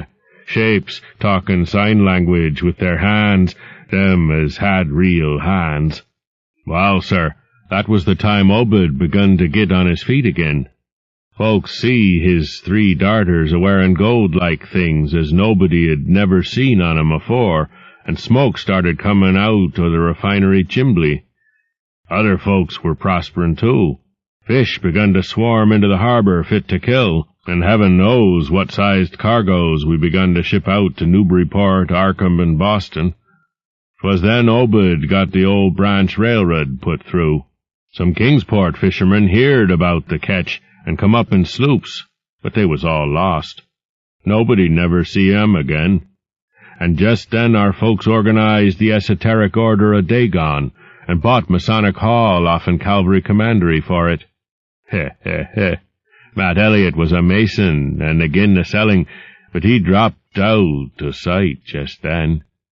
Remember, I ain't saying Obed was set on having things just like they was on that Kanaki Isle.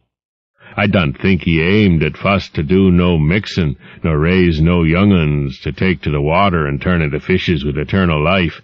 He wanted them gold things, and was willin' to pay heavy, and I guess the others was satisfied for a while.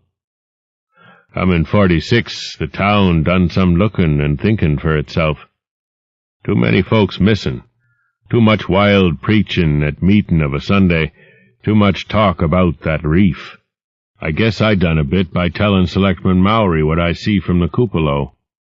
There was a party one night as follered Obed's crowd out to the reef, and I heerd shots betwixt the dories. Next day Obed and 32 others was in jail, with everybody a-wonderin' just what was afoot, and just what charge agin 'em could be got to holt.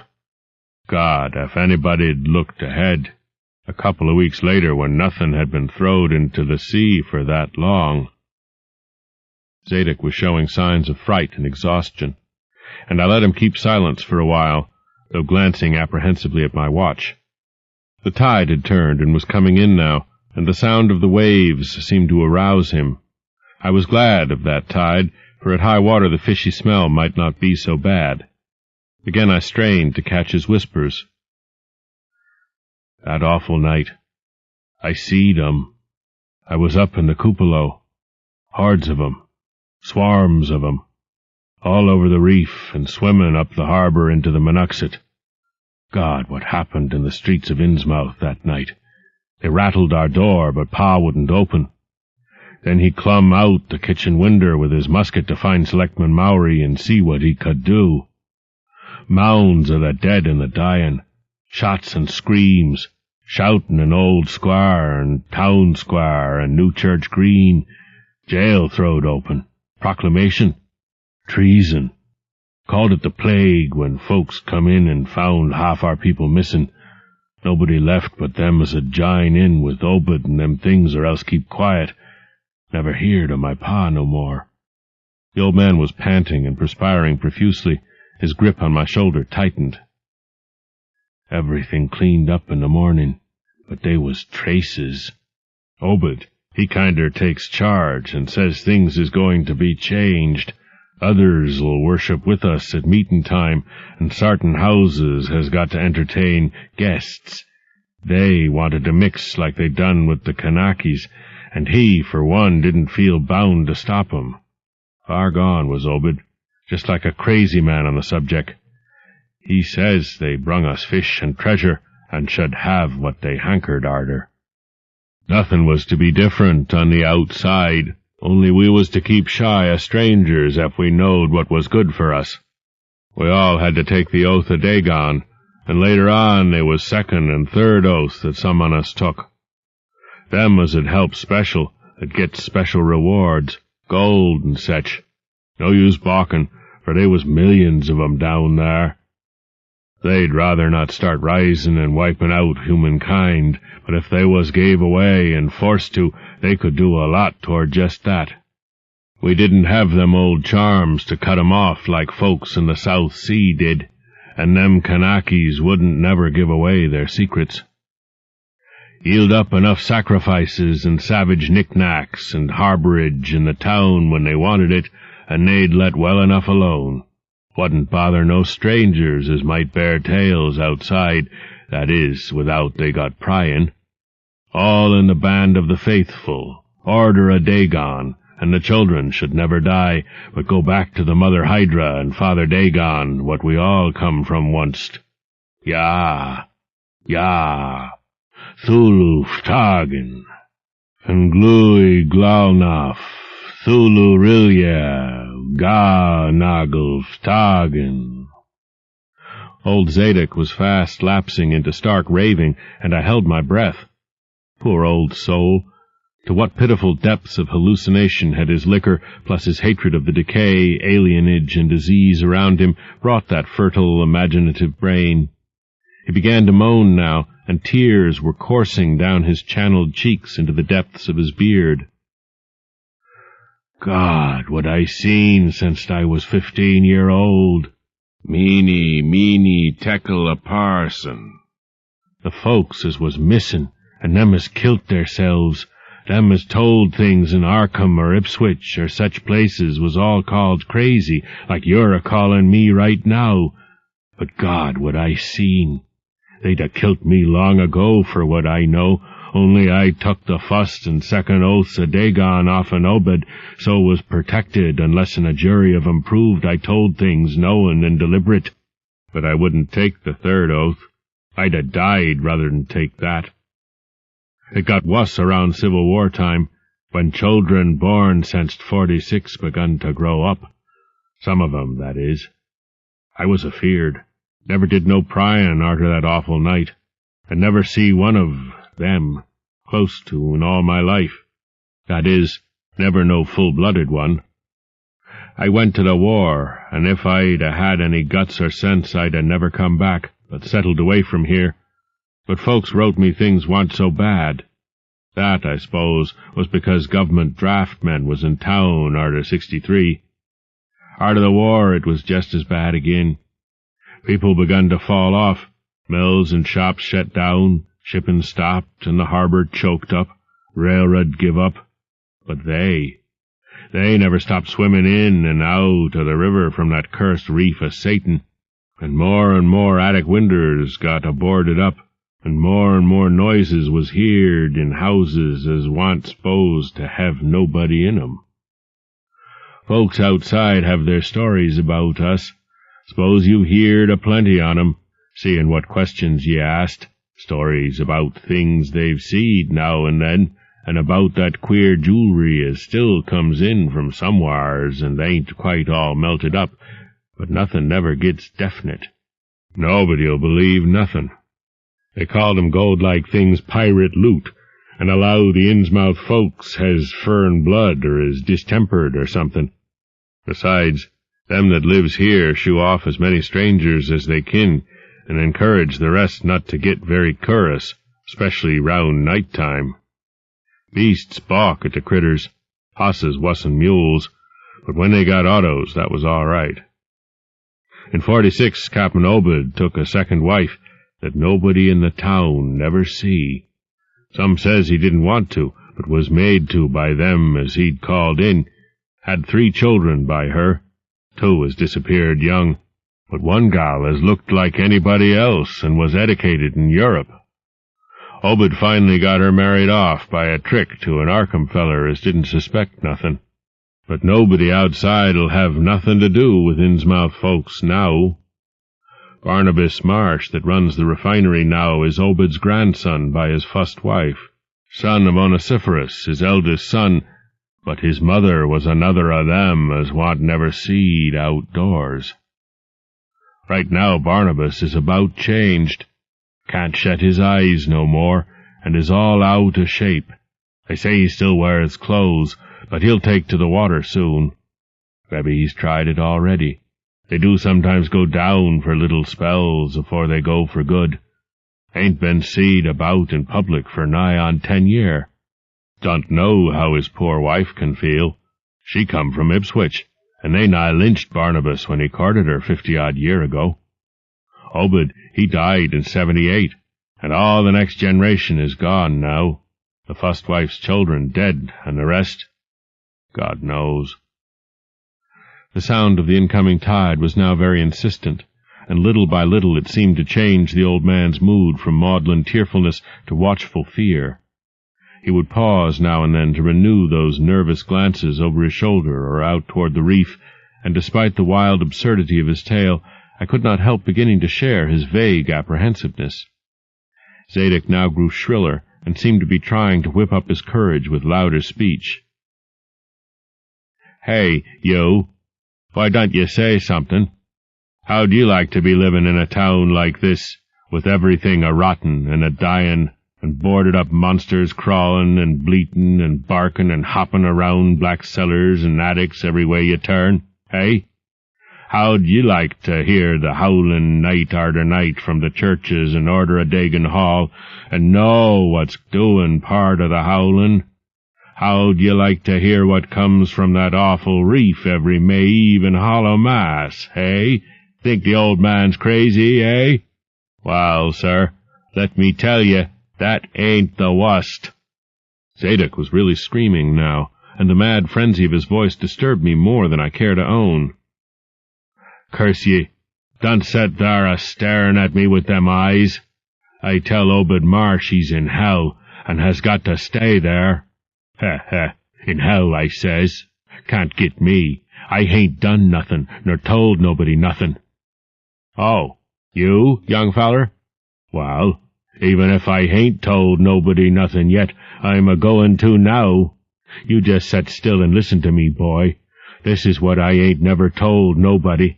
I says I didn't do no pryin' arter that night, but I found things out just the same. You want to know what the real horror is, hey? Well, it's this. It ain't what them fish devils has done, but what they're a-goin' to do. They're a-bringin' things up out o' where they come from into the town, been doin' it for years and slackening up lately. Them houses north of the river betwixt Water and Main Streets is full of 'em. Them devils and what they brung. And when they git ready, I say, when they git ready. Ever hear tell of a Shoggoth? Hey, d'ye hear me? I tell you, I know what them things be. I seen 'em one night when... Yeah! The hideous suddenness and inhuman frightfulness of the old man's shriek almost made me faint. His eyes, looking past me toward the malodorous sea, were positively starting from his head, while his face was a mask of fear worthy of Greek tragedy. His bony claw dug monstrously into my shoulder, and he made no motion as I turned my head to look at whatever he had glimpsed. There was nothing that I could see, only the incoming tide, with perhaps one set of ripples more local than the long-flung line of breakers. But now Zadok was shaking me, and I turned back to watch the melting of that fear-frozen face into a chaos of twitching eyelids and mumbling gums. Presently his voice came back, albeit as a trembling whisper. "Get out o' here. Get out o' here. They seen us. Get out for your life. Don't wait for nothing. They know now. Run for it. Quick. Out o' this town." Another heavy wave dashed against the loosening masonry of the bygone wharf and changed the mad ancient's whisper to another inhuman and blood-curdling scream. "Yah! Yah!" Before I could recover my scattered wits, he had relaxed his clutch on my shoulder and dashed wildly inland toward the street, reeling northward around the ruined warehouse wall. I glanced back at the sea, but there was nothing there. And when I reached Water Street and looked along it toward the north, there was no remaining trace of Zadok Allen. 4. I can hardly describe the mood in which I was left by this harrowing episode, an episode at once mad and pitiful, grotesque and terrifying. The grocery boy had prepared me for it, yet the reality left me none the less bewildered and disturbed. Puerile though the story was, old Zadok's insane earnestness and horror had communicated to me a mounting unrest which joined with my earlier sense of loathing for the town and its blight of intangible shadow. Later I might sift the tale and extract some nucleus of historic allegory. Just now I wished to put it out of my head. The hour had grown perilously late. My watch said 7:15, and the Arkham bus left Town Square at 8, so I tried to give my thoughts as neutral and practical a cast as possible, meanwhile walking rapidly through the deserted streets of gaping roofs and leaning houses toward the hotel where I had checked my valise and would find my bus.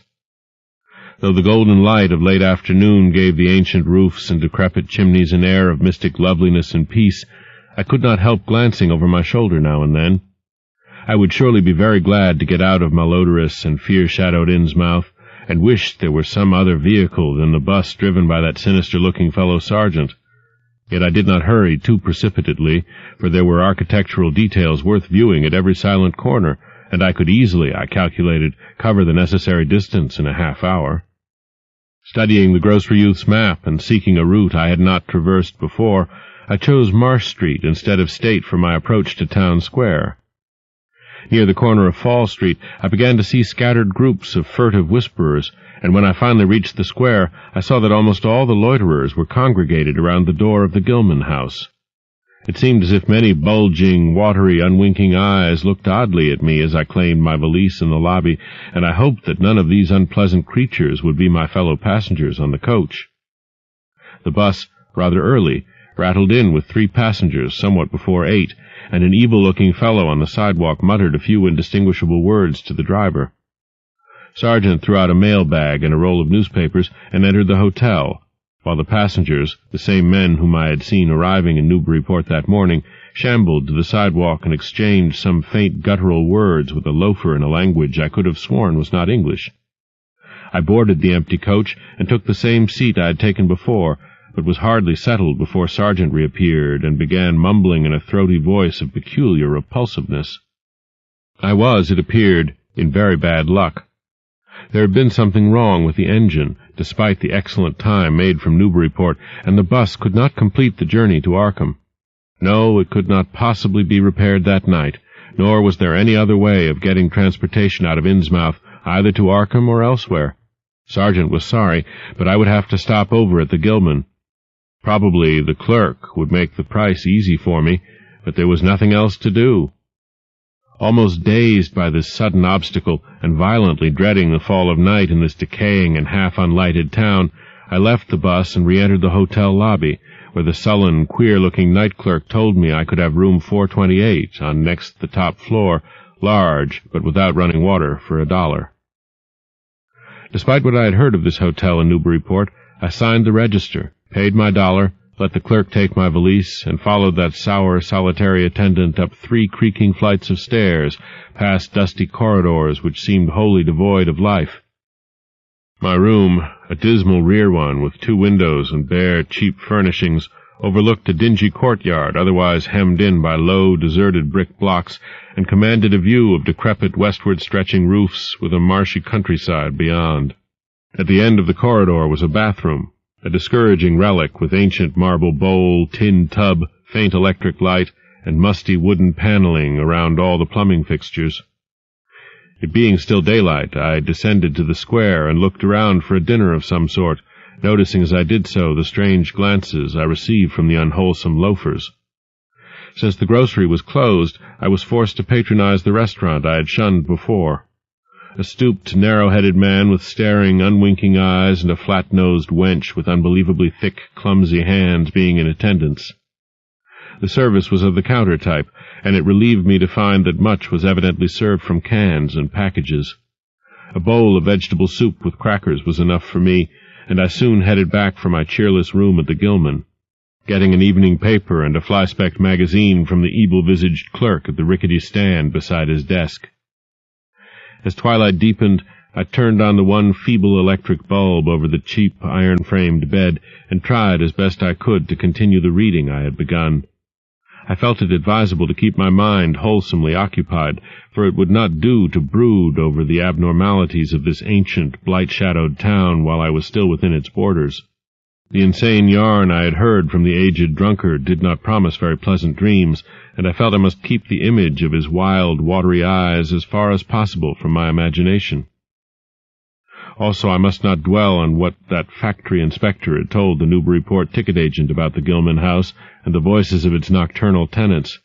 Not on that, nor on the face beneath the tiara and the black church doorway, the face for whose horror my conscious mind could not account. It would perhaps have been easier to keep my thoughts from disturbing topics had the room not been so gruesomely musty. As it was, the lethal mustiness blended hideously with the town's general fishy odor and persistently focused one's fancy on death and decay. Another thing that disturbed me was the absence of a bolt on the door of my room. One had been there, as marks clearly showed, but there were signs of recent removal. No doubt it had become out of order, like so many other things in this decrepit edifice. In my nervousness, I looked around and discovered a bolt on the clothes press, which seemed to be of the same size, judging from the marks, as the one formerly on the door. To gain a partial relief from the general tension, I busied myself by transferring this hardware to the vacant place with the aid of a handy 3-in-1 device, including a screwdriver which I kept on my keyring. The bolt fitted perfectly, and I was somewhat relieved when I knew that I could shoot it firmly upon retiring. Not that I had any real apprehension of its need, but that any symbol of security was welcome in an environment of this kind. There were adequate bolts on the 2 lateral doors to connecting rooms, and these I proceeded to fasten. I did not undress, but decided to read till I was sleepy and then lie down with only my coat, collar, and shoes off.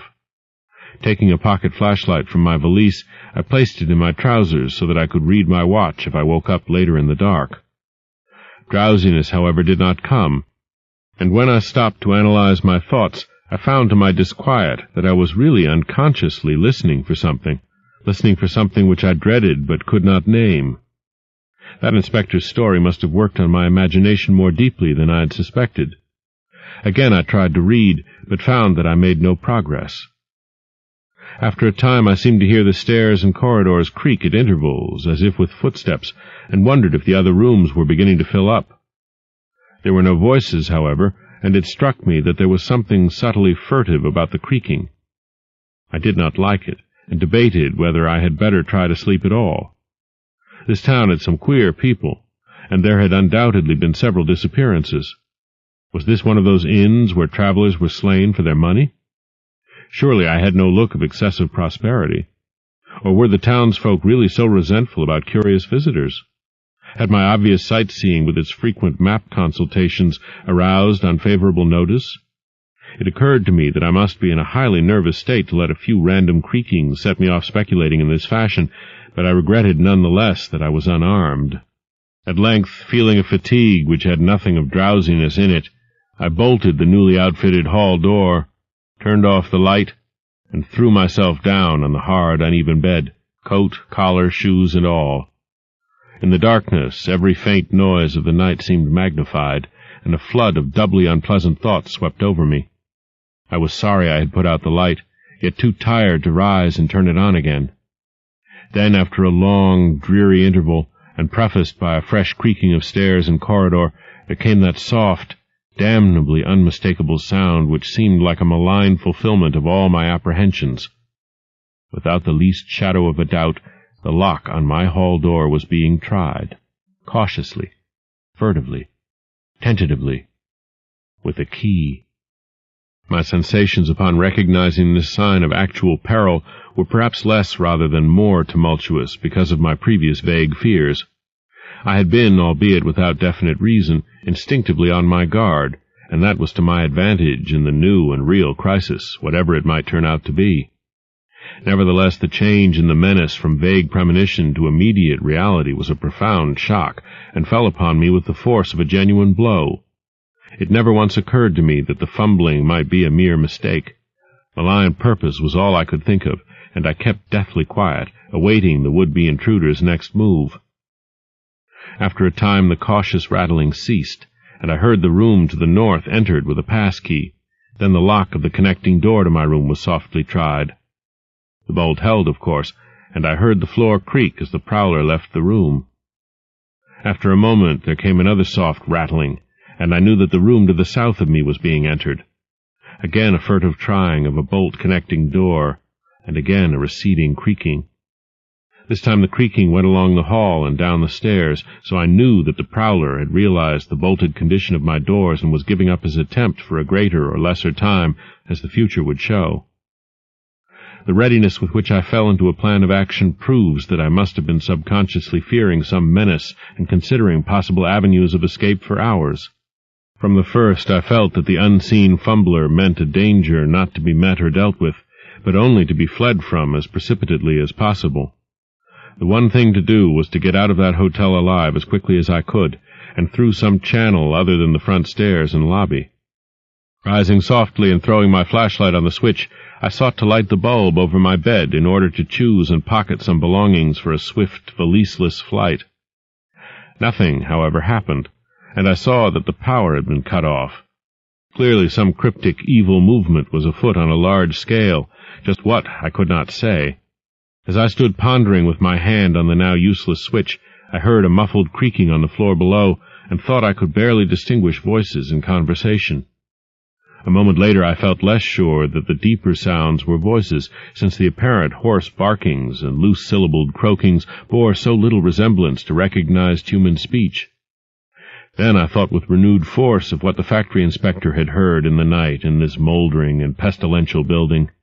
Having filled my pockets with the flashlight's aid, I put on my hat and tiptoed to the windows to consider chances of descent. Despite the state's safety regulations, there was no fire escape on this side of the hotel, and I saw that my windows commanded only a sheer 3-story drop to the cobbled courtyard. On the right and left, however, some ancient brick business blocks abutted on the hotel, their slant roofs coming up to a reasonable jumping distance from my 4th-story level. To reach either of these lines of buildings, I would have to be in a room 2 doors from my own, in one case on the north and in the other case on the south, and my mind instantly set to work calculating what chances I had of making the transfer. I could not, I decided, risk an emergence into the corridor, where my footsteps would surely be heard, and where the difficulties of entering the desired room would be insuperable. My progress, if it was to be made at all, would have to be through the less solidly built connecting doors of the rooms, the locks and bolts of which I would have to force violently, using my shoulder as a battering ram whenever they were set against me. This, I thought, would be possible owing to the rickety nature of the house and its fixtures, but I realized I could not do it noiselessly. I would have to count on sheer speed and the chance of getting to a window before any hostile forces became coordinated enough to open the right door toward me with a pass-key. My own outer door I reinforced by pushing the bureau against it, little by little, in order to make a minimum of sound. I perceived that my chances were very slender, and was fully prepared for any calamity. Even getting to another roof would not solve the problem, for there would then remain the task of reaching the ground and escaping from the town. One thing in my favor was the deserted and ruinous state of the abutting buildings and the number of skylights gaping blackly open in each row. Gathering from the grocery boy's map that the best route out of town was southward, I glanced first at the connecting door on the south side of the room. It was designed to open in my direction, hence I saw, after drawing the bolt and finding other fastenings in place, it was not a favorable one for forcing. Accordingly, abandoning it as a route, I cautiously moved the bedstead against it to hamper any attack which might be made on it later from the next room. The door on the north was hung to open away from me, and this, though a test proved it to be locked or bolted from the other side, I knew must be my route. If I could gain the roofs of the buildings in Payne Street and descend successfully to the ground level, I might perhaps dart through the courtyard and the adjacent or opposite buildings to Washington or Bates, or else emerge in Payne and edge around southward into Washington. In any case, I would aim to strike Washington somehow and get quickly out of the town square region. My preference would be to avoid Payne, since the fire station there might be open all night.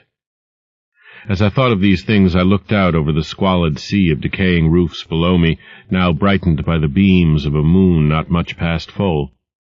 On the right, the black gash of the river gorge clove the panorama, abandoned factories and railway station clinging barnacle-like to its sides. Beyond it, the rusted railway and the Rowley Road led off through a flat, marshy terrain dotted with islets of higher and drier scrub-grown land. On the left, the creek-threaded countryside was nearer, the narrow road to Ipswich gleaming white in the moonlight. I could not see from my side of the hotel the southward route toward Arkham which I had determined to take. I was irresolutely speculating on when I had better attack the northward door, and on how I could least audibly manage it, when I noticed that the vague noises underfoot had given place to a fresh and heavier creaking of the stairs. A wavering flicker of light showed through my transom, and the boards of the corridor began to groan with a ponderous load. Muffled sounds of possible vocal origin approached, and at length a firm knock came at my outer door. For a moment I simply held my breath and waited. Eternities seemed to elapse, and the nauseous, fishy odor of my environment seemed to mount suddenly and spectacularly. Then the knocking was repeated, continuously and with growing insistence. I knew that the time for action had come, and forthwith drew the bolt of the northward connecting door, bracing myself for the task of battering it open. The knocking waxed louder, and I hoped that its volume would cover the sound of my efforts. At last, beginning my attempt, I lunged again and again at the thin paneling with my left shoulder, heedless of shock or pain. The door resisted even more than I had expected, but I did not give in, and all the while the clamor at the door increased. Finally, the connecting door gave, but with such a crash that I knew those outside must have heard. Instantly, the outside knocking became a violent battering, while keys sounded ominously in the hall doors of the rooms on both sides of me. Rushing through the newly opened connection, I succeeded in bolting the northerly hall door before the lock could be turned, but even as I did so I heard the hall door of the third room, the one from whose window I had hoped to reach the roof below, being tried with a pass-key. For an instant I felt absolute despair, since my trapping in a chamber with no window egress seemed complete. A wave of almost abnormal horror swept over me, and invested with a terrible but unexplainable singularity the flashlight glimpsed dust prints made by the intruder who had lately tried my door from this room. Then, with a dazed automatism which persisted despite hopelessness, I made for the next connecting door and performed the blind motion of pushing at it in an effort to get through, and, granting that fastenings might be as providentially intact as in this second room, bolt the hall door beyond before the lock could be turned from outside. Sheer fortunate chance gave me my reprieve, for the connecting door before me was not only unlocked, but actually ajar. In a second I was through, and had my right knee and shoulder against a hall door which was visibly opening inward. My pressure took the opener off guard, for the thing shut as I pushed so that I could slip the well-conditioned bolt as I had done with the other door. As I gained this respite, I heard the battering at the two other doors abate, while a confused clatter came from the connecting door I had shielded with the bedstead. Evidently the bulk of my assailants had entered the southerly room and were massing in a lateral attack. But at the same moment a pass-key sounded in the next door to the north, and I knew that a nearer peril was at hand. The northward connecting door was wide open, but there was no time to think about checking the already turning lock in the hall. All I could do was to shut and bolt the open connecting door, as well as its mate on the opposite side, pushing a bedstead against the one and a bureau against the other, and moving a washstand in front of the hall door.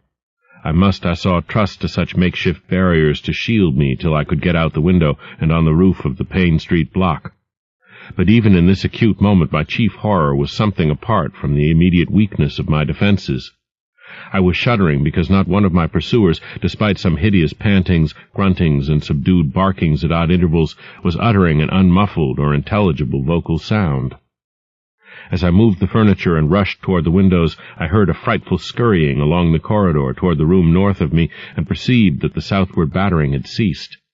Plainly, most of my opponents were about to concentrate against the feeble connecting door, which they knew must open directly on me.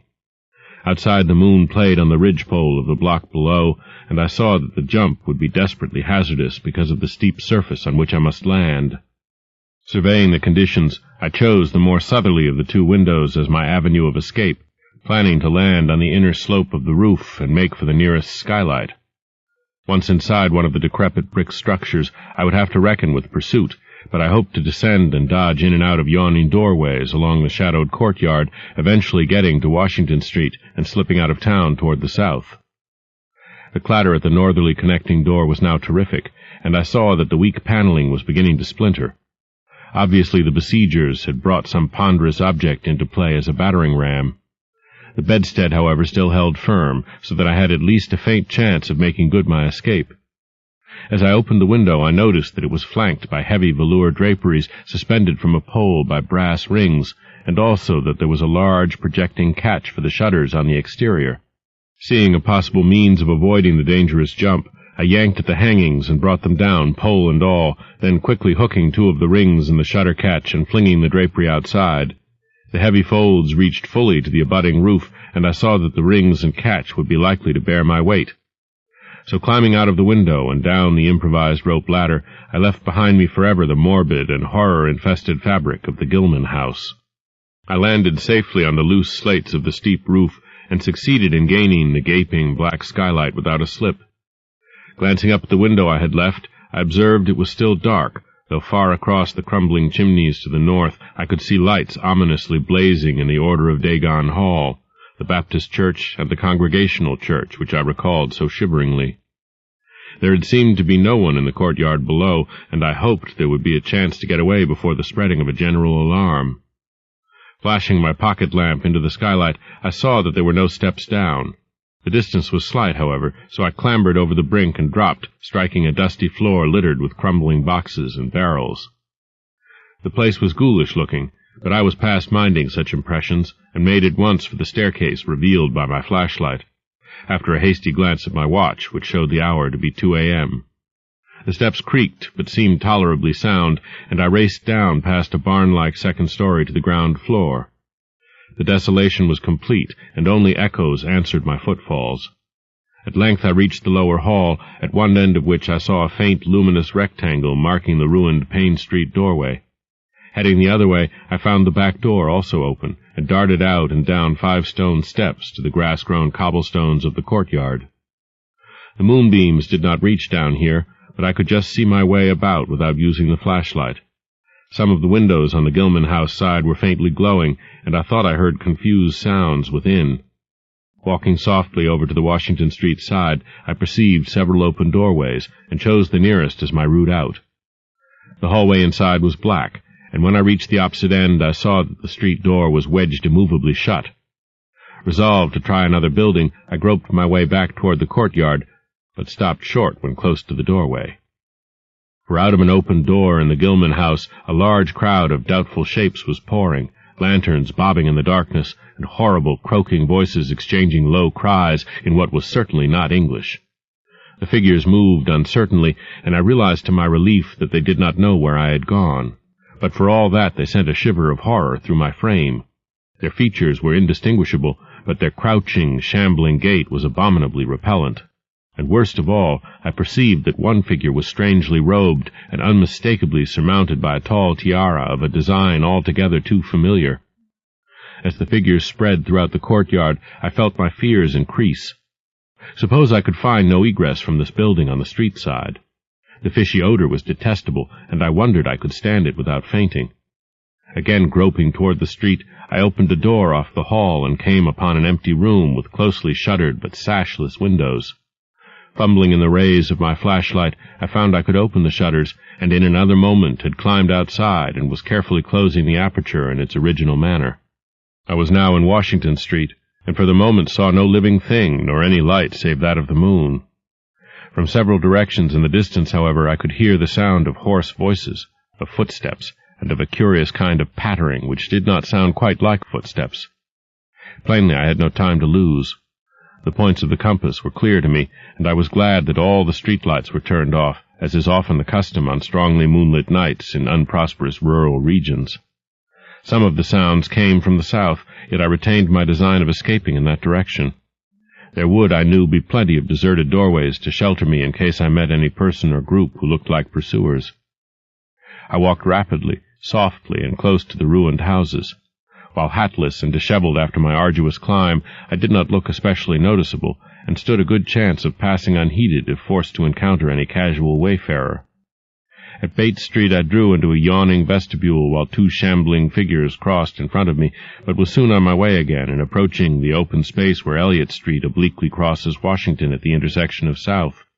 Though I had never seen this space, it had looked dangerous to me on the grocery youth's map, since the moonlight would have free play there. There was no use trying to evade it, for any alternate course would involve detours of possibly disastrous visibility and delaying effect. The only thing to do was to cross it boldly and openly, imitating the typical shamble of the Innsmouth folk as best I could, and trusting that no one, or at least no pursuer of mine, would be there. Just how fully the pursuit was organized, and indeed just what its purpose might be, I could form no idea. There seemed to be unusual activity in the town, but I judged that the news of my escape from the Gilman had not yet spread. I would, of course, soon have to shift from Washington to some other southward street, for that party from the hotel would doubtless be after me. I must have left dust prints in that last old building, revealing how I had gained the street. The open space was, as I had expected, strongly moonlit, and I saw the remains of a park-like, iron-railed green in its center. Fortunately, no one was about, though a curious sort of buzz or roar seemed to be increasing in the direction of Town Square. South Street was very wide, leading directly down a slight declivity to the waterfront and commanding a long view out at sea, and I hoped that no one would be glancing up it from afar as I crossed in the bright moonlight. My progress was unimpeded, and no fresh sound arose to hint that I had been spied. Glancing about me, I involuntarily let my pace slacken for a second to take in the sight of the sea, gorgeous in the burning moonlight at the street's end. Far out beyond the breakwater was the dim, dark line of Devil Reef, and as I glimpsed it, I could not help thinking of all the hideous legends I had heard in the last 34 hours, legends which portrayed this ragged rock as a veritable gateway to realms of unfathomed horror and inconceivable abnormality. Then, without warning, I saw the intermittent flashes of light on the distant reef. They were definite and unmistakable, and awaked in my mind a blind horror beyond all rational proportion. My muscles tightened for panic flight, held in only by a certain unconscious caution and half-hypnotic fascination. And to make matters worse, there now flashed forth from the lofty cupola of the Gilman house, which loomed up to the northeast behind me, a series of analogous though differently spaced gleams, which could be nothing less than an answering signal. Controlling my muscles and realizing afresh how plainly visible I was, I resumed my brisker and feignedly shambling pace, though keeping my eyes on that hellish and ominous reef as long as the opening of South Street gave me a seaward view. What the whole proceeding meant I could not imagine, unless it involved some strange rite connected with Devil Reef, or unless some party had landed from a ship on that sinister rock. I now bent to the left around the ruinous green, still gazing toward the ocean as it blazed in the spectral summer moonlight, and watched the cryptical flashing of those nameless, unexplainable beacons. It was then that the most horrible impression of all was borne in upon me, the impression which destroyed my last vestige of self-control and set me running frantically southward past the yawning black doorways and fishily staring windows of that deserted nightmare street. For at a closer glance I saw that the moonlit waters between the reef and the shore were far from empty, They were alive with a teeming horde of shapes swimming inward toward the town, and even at my vast distance and in my single moment of perception I could tell that the bobbing heads and flailing arms were alien and aberrant in a way scarcely to be expressed or consciously formulated.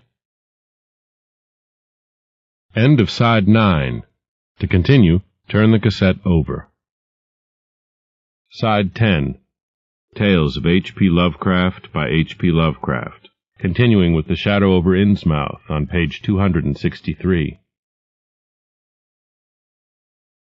My frantic running ceased before I had covered a block, for at my left I began to hear something like the hue and cry of organized pursuit. There were footsteps and guttural sounds, and a rattling motor wheezed south along Federal Street.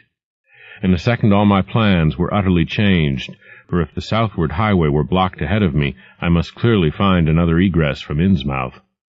I paused and drew into a gaping doorway, reflecting how lucky I was to have left the moonlit open space before these pursuers came down the parallel street. A second reflection was less comforting. Since the pursuit was down another street, it was plain that the party was not following me directly. It had not seen me, but was simply obeying a general plan of cutting off my escape. This, however, implied that all roads leading out of Innsmouth were similarly patrolled, for the denizens could not have known what route I intended to take. If this were so, I would have to make my retreat across country away from any road. But how could I do that in view of the marshy and creek-riddled nature of all the surrounding region? For a moment my brain reeled, both from sheer hopelessness and from a rapid increase in the omnipresent fishy odor. Then I thought of the abandoned railway to Rowley, whose solid line of ballasted, weed-grown earth still stretched off to the northwest from the crumbling station on the edge of the river gorge. There was just a chance that the townsfolk would not think of that, since its briar-choked desertion made it half impassable, and the unlikeliest of all avenues for a fugitive to choose. I'd seen it clearly from my hotel window, and knew about how it lay. Most of its earlier length was uncomfortably visible from the Rowley Road and from high places in the town itself, but one could perhaps crawl inconspicuously through the undergrowth. At any rate, it would form my only chance of deliverance, and there was nothing to do but try it. Drawing inside the hall of my deserted shelter, I once more consulted the grocery boy's map with the aid of the flashlight. The immediate problem was how to reach the ancient railway, and I now saw that the safest course was ahead to Babson Street, then west to Lafayette, there edging around but not crossing an open space homologous to the one I had traversed, and subsequently back northward and westward in a zigzagging line through Lafayette, Bates, Adams, and Banks Streets, the latter skirting the river gorge to the abandoned and dilapidated station I had seen from my window. My reason for going ahead to Babson was that I wished neither to recross the earlier open space nor to begin my westward course along a cross-street as broad as south. Starting once more, I crossed the street to the right-hand side in order to edge around into Babson as inconspicuously as possible.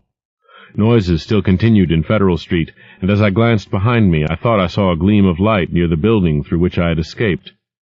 Anxious to leave Washington Street, I broke into a quiet dog-trot, trusting to luck not to encounter any observing eye. Next the corner of Babson Street, I saw to my alarm that one of the houses was still inhabited, as attested by curtains at the window, but there were no lights within, and I passed it without disaster. In Babson Street, which crossed Federal and might thus reveal me to the searchers, I clung as closely as possible to the sagging, uneven buildings, twice pausing in a doorway as the noises behind me momentarily increased. The open space ahead shone wide and desolate under the moon, but my route would not force me to cross it. During my second pause I began to detect a fresh distribution of the vague sounds, and upon looking cautiously out from cover beheld a motor car darting across the open space, bound outward along Elliott Street, which there intersects both Babson and Lafayette. As I watched, choked by a sudden rise in the fishy odor after a short abatement, I saw a band of uncouth, crouching shapes loping and shambling in the same direction, and knew that this must be the party guarding the Ipswich Road, since that highway forms an extension of Elliott Street. Two of the figures I glimpsed were in voluminous robes, and one wore a peaked diadem which glistened whitely in the moonlight. The gait of this figure was so odd that it sent a chill through me, for it seemed to me the creature was almost hopping. When the last of the band was out of sight, I resumed my progress, darting around the corner into Lafayette Street and crossing Elliott very hurriedly, lest stragglers of the party be still advancing along that thoroughfare. I did hear some croaking and clattering sounds far off toward Town Square, but accomplished the passage without disaster. My greatest dread was in recrossing broad and moonlit South Street, with its seaward view, and I had to nerve myself for the ordeal. Someone might easily be looking, and possible Elliott Street stragglers could not fail to glimpse me from either of 2 points. At the last moment I decided I had better slacken my trot and make the crossing as before in the shambling gait of an average Innsmouth native. When the view of the water again opened out, this time on my right, I was half determined not to look at it at all. I could not, however, resist, but cast a sidelong glance as I carefully and imitatively shambled toward the protecting shadows ahead. There was no ship visible, as I had half expected there would be. Instead, the first thing which caught my eye was a small rowboat pulling in toward the abandoned wharves and laden with some bulky, tarpaulin-covered object. Its rowers, though distantly and indistinctly seen, were of an especially repellent aspect. Several swimmers were still discernible, while on the far black reef I could see a faint, steady glow, unlike the winking beacon visible before, and of a curious color which I could not precisely identify. Above the slant roofs ahead and to the right there loomed the tall cupola of the Gilman house, but it was completely dark. The fishy odor, dispelled for a moment by some merciful breeze, now closed in again with maddening intensity. I had not quite crossed the street when I heard a muttering band advancing along Washington from the north. As they reached the broad open space where I had had my first disquieting glimpse of the moonlit water, I could see them plainly only a block away, and was horrified by the bestial abnormality of their faces and the dog-like subhumanness of their crouching gait. One man moved in a positively simian way, with long arms frequently touching the ground, while another figure, robed and tiaraed, seemed to progress in an almost hopping fashion. I judged this party to be the one I had seen in the Gilman's courtyard, the one therefore most closely on my trail. As some of the figures turned to look in my direction, I was transfixed with fright, yet managed to preserve the casual, shambling gait I had assumed. To this day I do not know whether they saw me or not. If they did, my stratagem must have deceived them, for they passed on across the moonlit space without varying their course, meanwhile croaking and jabbering in some hateful guttural patois I could not identify. Once more in shadow, I resumed my former dog-trot past the leaning and decrepit houses that stared blankly into the night. Having crossed the western sidewalk, I rounded the nearest corner into Bates Street, where I kept close to the buildings on the southern side. I passed 2 houses showing signs of habitation, one of which had faint lights in upper rooms, yet met with no obstacle. As I turned into Adams Street, I felt measurably safer, but received a shock when a man reeled out of a black doorway directly in front of me. He proved, however, too hopelessly drunk to be a menace, so that I reached the dismal ruins of the Bank Street warehouses in safety. No one was stirring in that dead street beside the river gorge, and the roar of the waterfalls quite drowned my footsteps. It was a long dog-trot to the ruined station, and the great brick warehouse walls around me seemed somehow more terrifying than the fronts of private houses. At last I saw the ancient arcaded station, or what was left of it, and made directly for the tracks that started from its farther end. The rails were rusty, but mainly intact, and not more than half the ties had rotted away. Walking or running on such a surface was very difficult, but I did my best, and on the whole made very fair time. For some distance the line kept on along the gorge's brink, but at length I reached the long, covered bridge where it crossed the chasm at a dizzy height. The condition of this bridge would determine my next step. If humanly possible, I would use it. If not, I would have to risk more street wandering and take the nearest intact highway bridge. The vast, barn-like length of the old bridge gleamed spectrally in the moonlight, and I saw that the ties were safe for at least a few feet within. Entering, I began to use my flashlight, and was almost knocked down by the cloud of bats that flapped past me. About halfway across there was a perilous gap in the ties which I feared for a moment would halt me, but in the end I risked a desperate jump, which fortunately succeeded. I was glad to see the moonlight again when I emerged from that macabre tunnel. The old tracks crossed River Street at grade, and at once veered off into a region increasingly rural and with less and less of Innsmouth's abhorrent fishy odor. Here the dense growth of weeds and briars hindered me and cruelly tore my clothes, but I was none the less glad that they were there to give me concealment in case of peril. I knew that much of my route must be visible from the Rowley Road. The marshy region began very shortly, with the single track on a low, grassy embankment where the weedy growth was somewhat thinner. Then came a sort of island of higher ground where the line passed through a shallow open cut choked with bushes and brambles.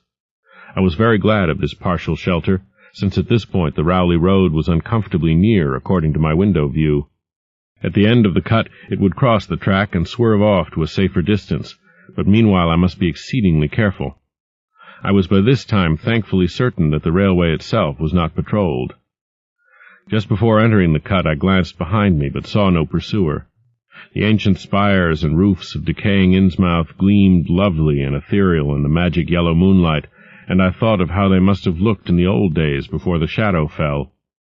Then, as my gaze circled inland from the town, something less tranquil arrested my notice and held me immobile for a second.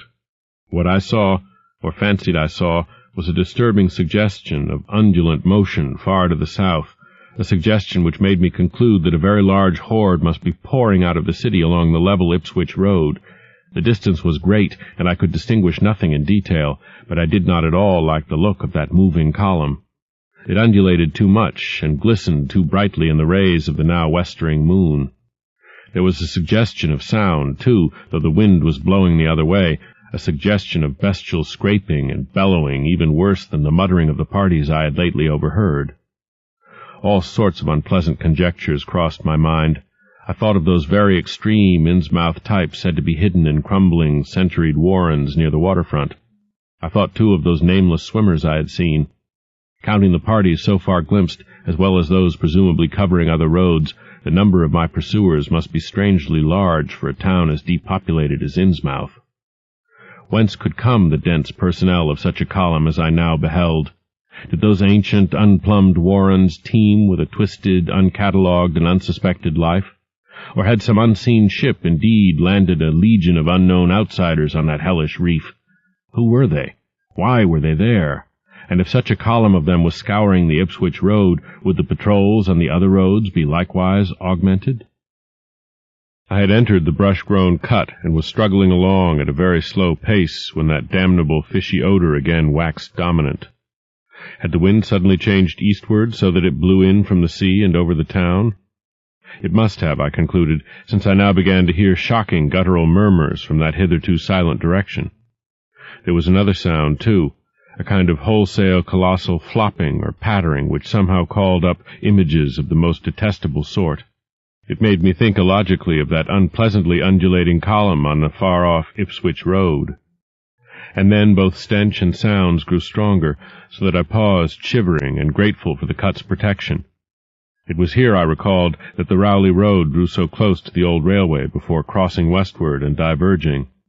Something was coming along that road, and I must lie low till its passage and vanishment in the distance.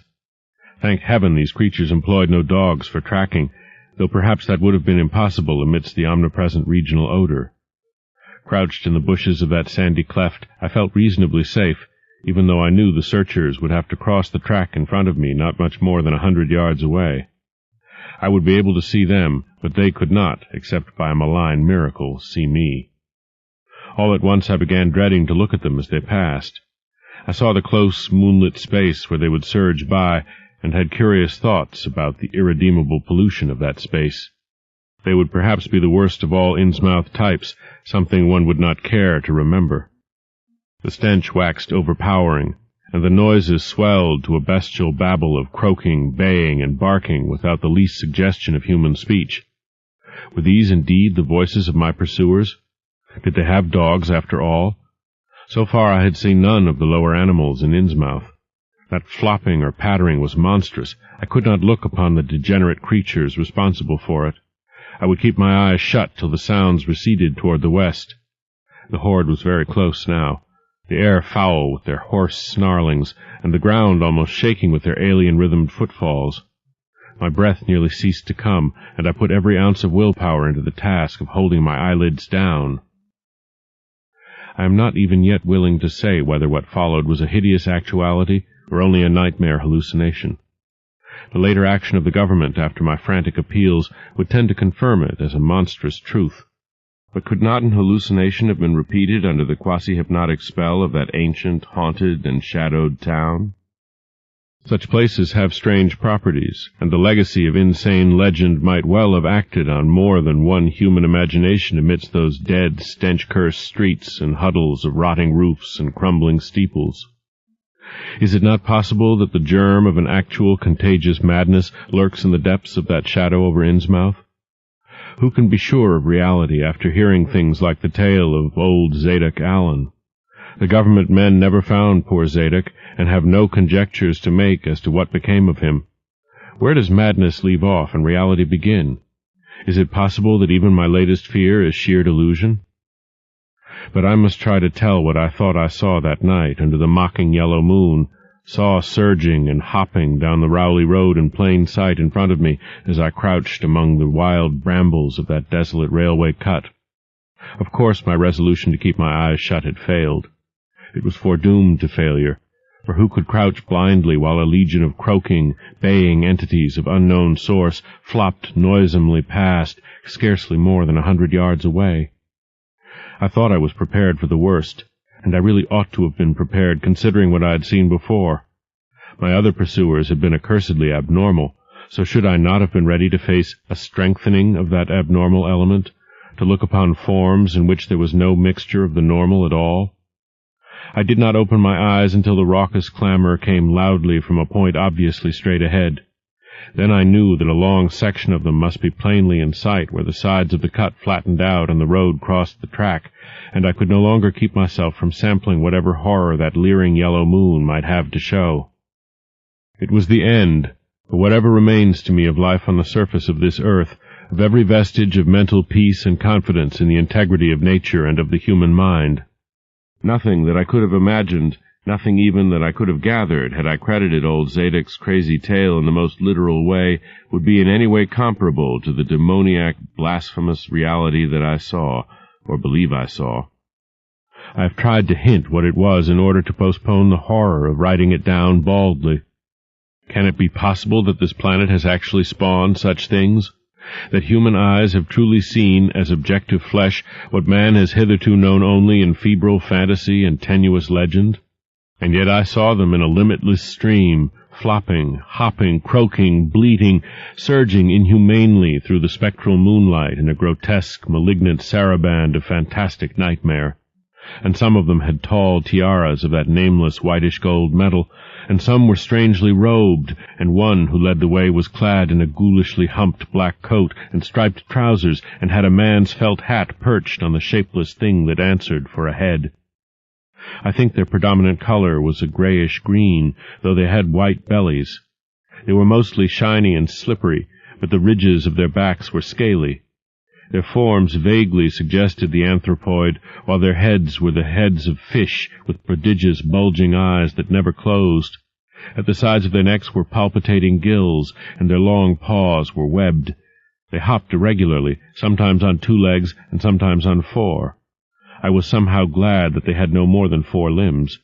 Their croaking, baying voices, clearly used for articulate speech, held all the dark shades of expression which their staring faces lacked. But for all of their monstrousness, they were not unfamiliar to me. I knew too well what they must be, for was not the memory of that evil tiara at Newburyport still fresh? They were the blasphemous fish-frogs of the nameless design, living and horrible, and as I saw them I knew also of what that humped tiara'd priest in the black church basement had so fearsomely reminded me. Their number was past guessing. It seemed to me that there were limitless swarms of them, and certainly my momentary glimpse could have shown only the least fraction. In another instant everything was blotted out by a merciful fit of fainting, the first I had ever had. 5. It was a gentle daylight rain that awaked me from my stupor in the brush-grown railway cut, and when I staggered out to the roadway ahead, I saw no trace of any prints in the fresh mud. The fishy odor, too, was gone. Innsmouth's ruined roofs and toppling steeples loomed up greyly toward the southeast, but not a living creature did I spy in all the desolate salt marshes around. My watch was still going, and told me that the hour was past noon. The reality of what I had been through was highly uncertain in my mind, but I felt that something hideous lay in the background. I must get away from evil-shadowed Innsmouth. and accordingly I began to test my cramped, wearied powers of locomotion. Despite weakness, hunger, horror, and bewilderment, I found myself after a long time able to walk. So started slowly along the muddy road to Rowley. Before evening I was in the village, getting a meal and providing myself with presentable clothes. I caught the night train to Arkham, and the next day talked long and earnestly with government officials there, a process I later repeated in Boston. With the main result of these colloquies the public is now familiar, and I wish, for normality's sake, there was nothing more to tell. Perhaps it is madness that is overtaking me, yet perhaps a greater horror, or a greater marvel is reaching out.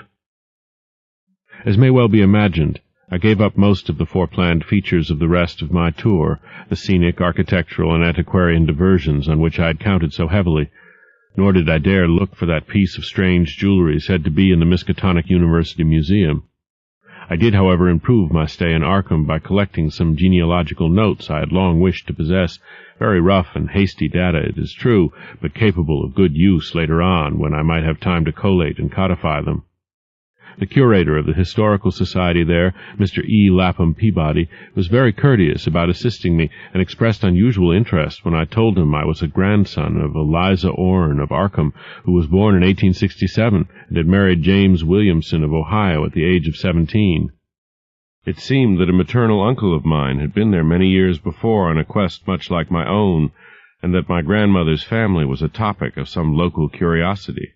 There had, Mr. Peabody said, been considerable discussion about the marriage of her father, Benjamin Orne, just after the Civil War, since the ancestry of the bride was peculiarly puzzling.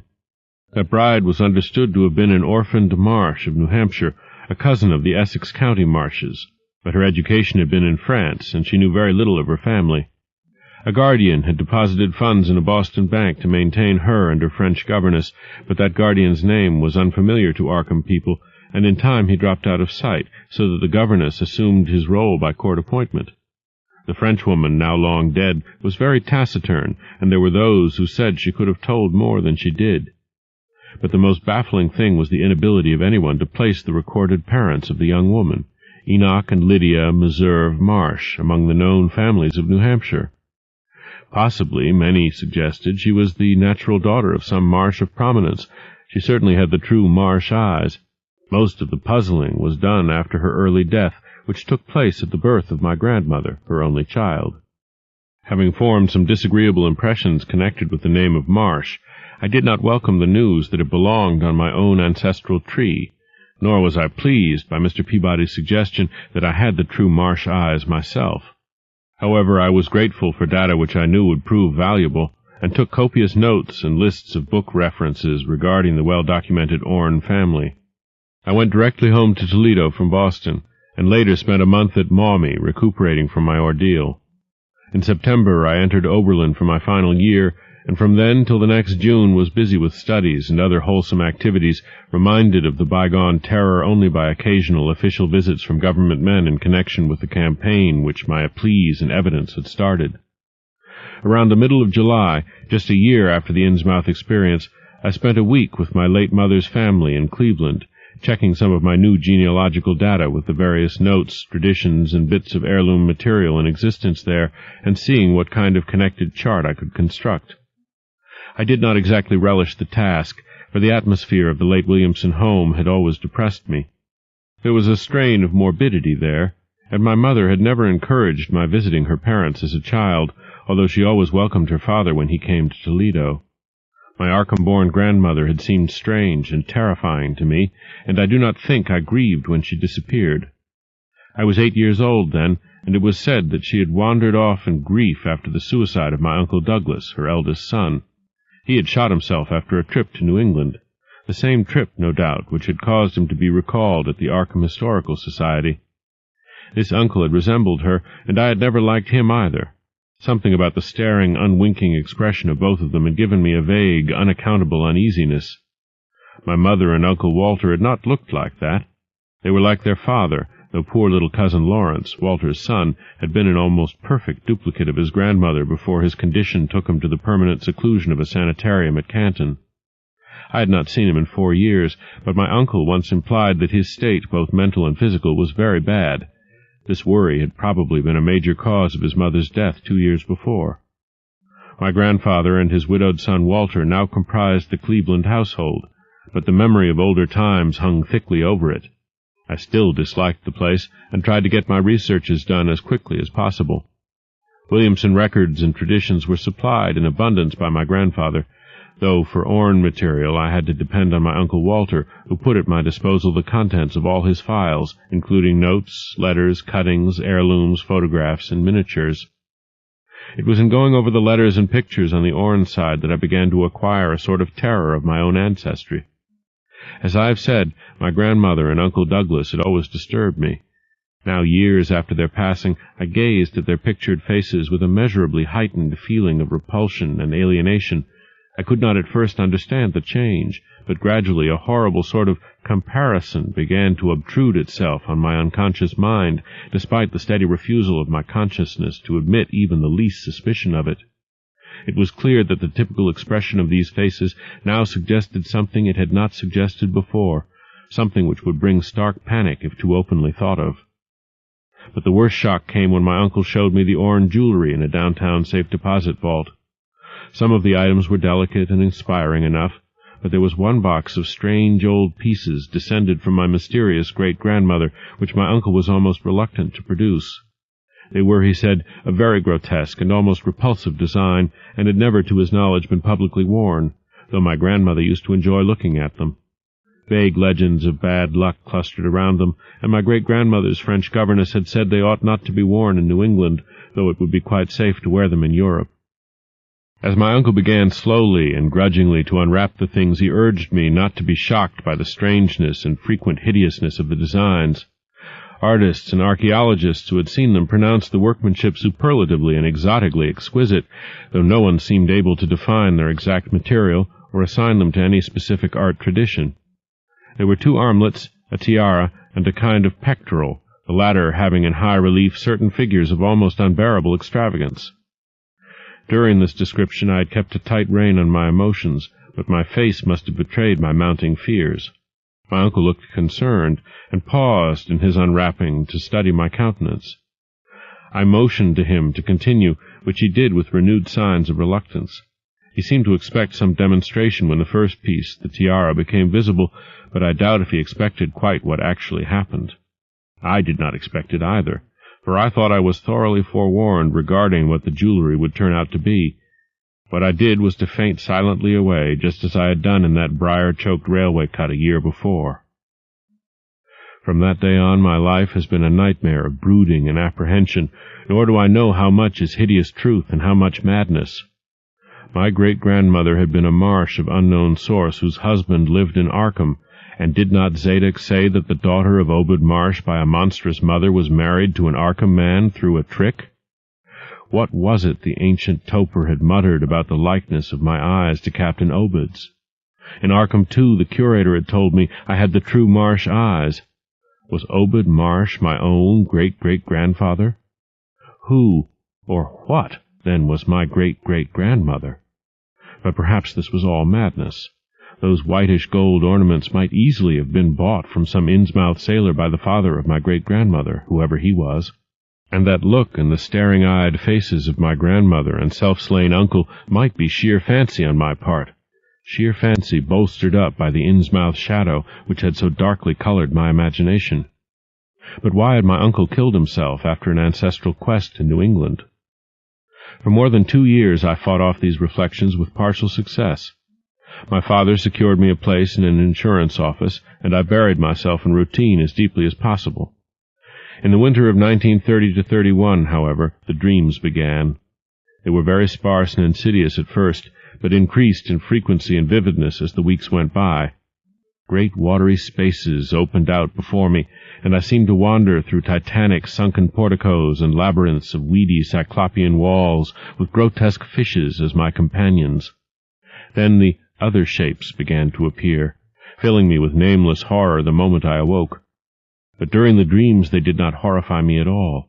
I was one with them, wearing their unhuman trappings, treading their aqueous ways, and praying monstrously at their evil sea-bottom temples. There was much more than I could remember. but even what I did remember each morning would be enough to stamp me as a madman or a genius if ever I dared write it down.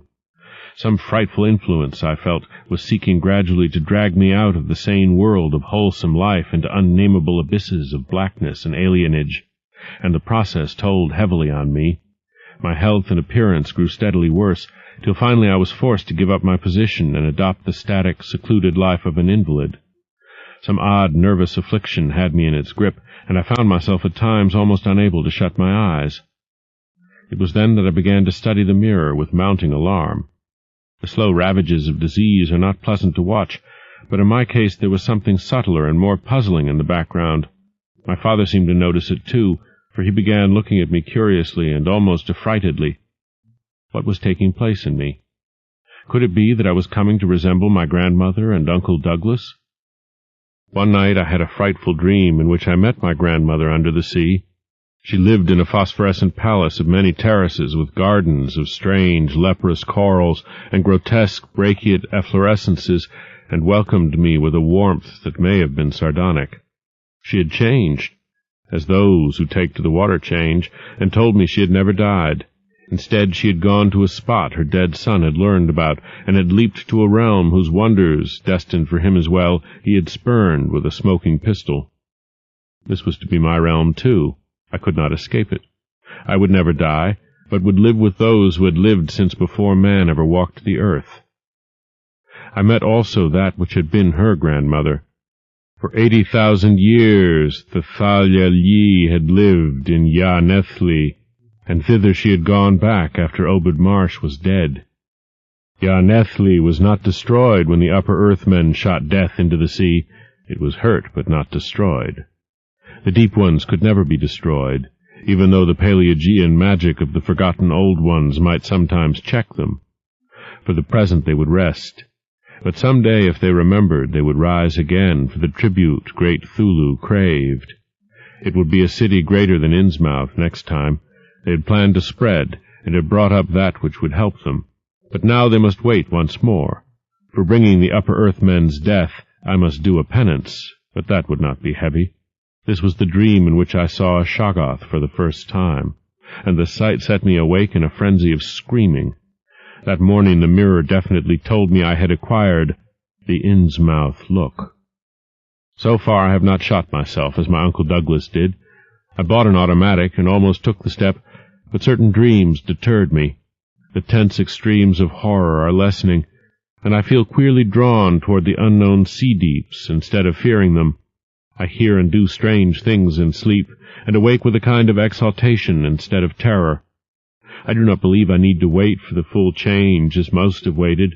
If I did, my father would probably shut me up in a sanitarium, as my poor little cousin is shut up. Stupendous and unheard-of splendors await me below, and I shall seek them soon. Ya Rilye, Thuluftagen, Ya. No, I shall not shoot myself. I cannot be made to shoot myself. I shall plan my cousin's escape from that Canton madhouse, and together we shall go to marble-shadowed Innsmouth. We shall swim out to that brooding reef in the sea, and dive down through black abysses to Cyclopean and many-columned Ya-Nethli, and in that lair of the deep ones we shall dwell amidst wonder and glory forever.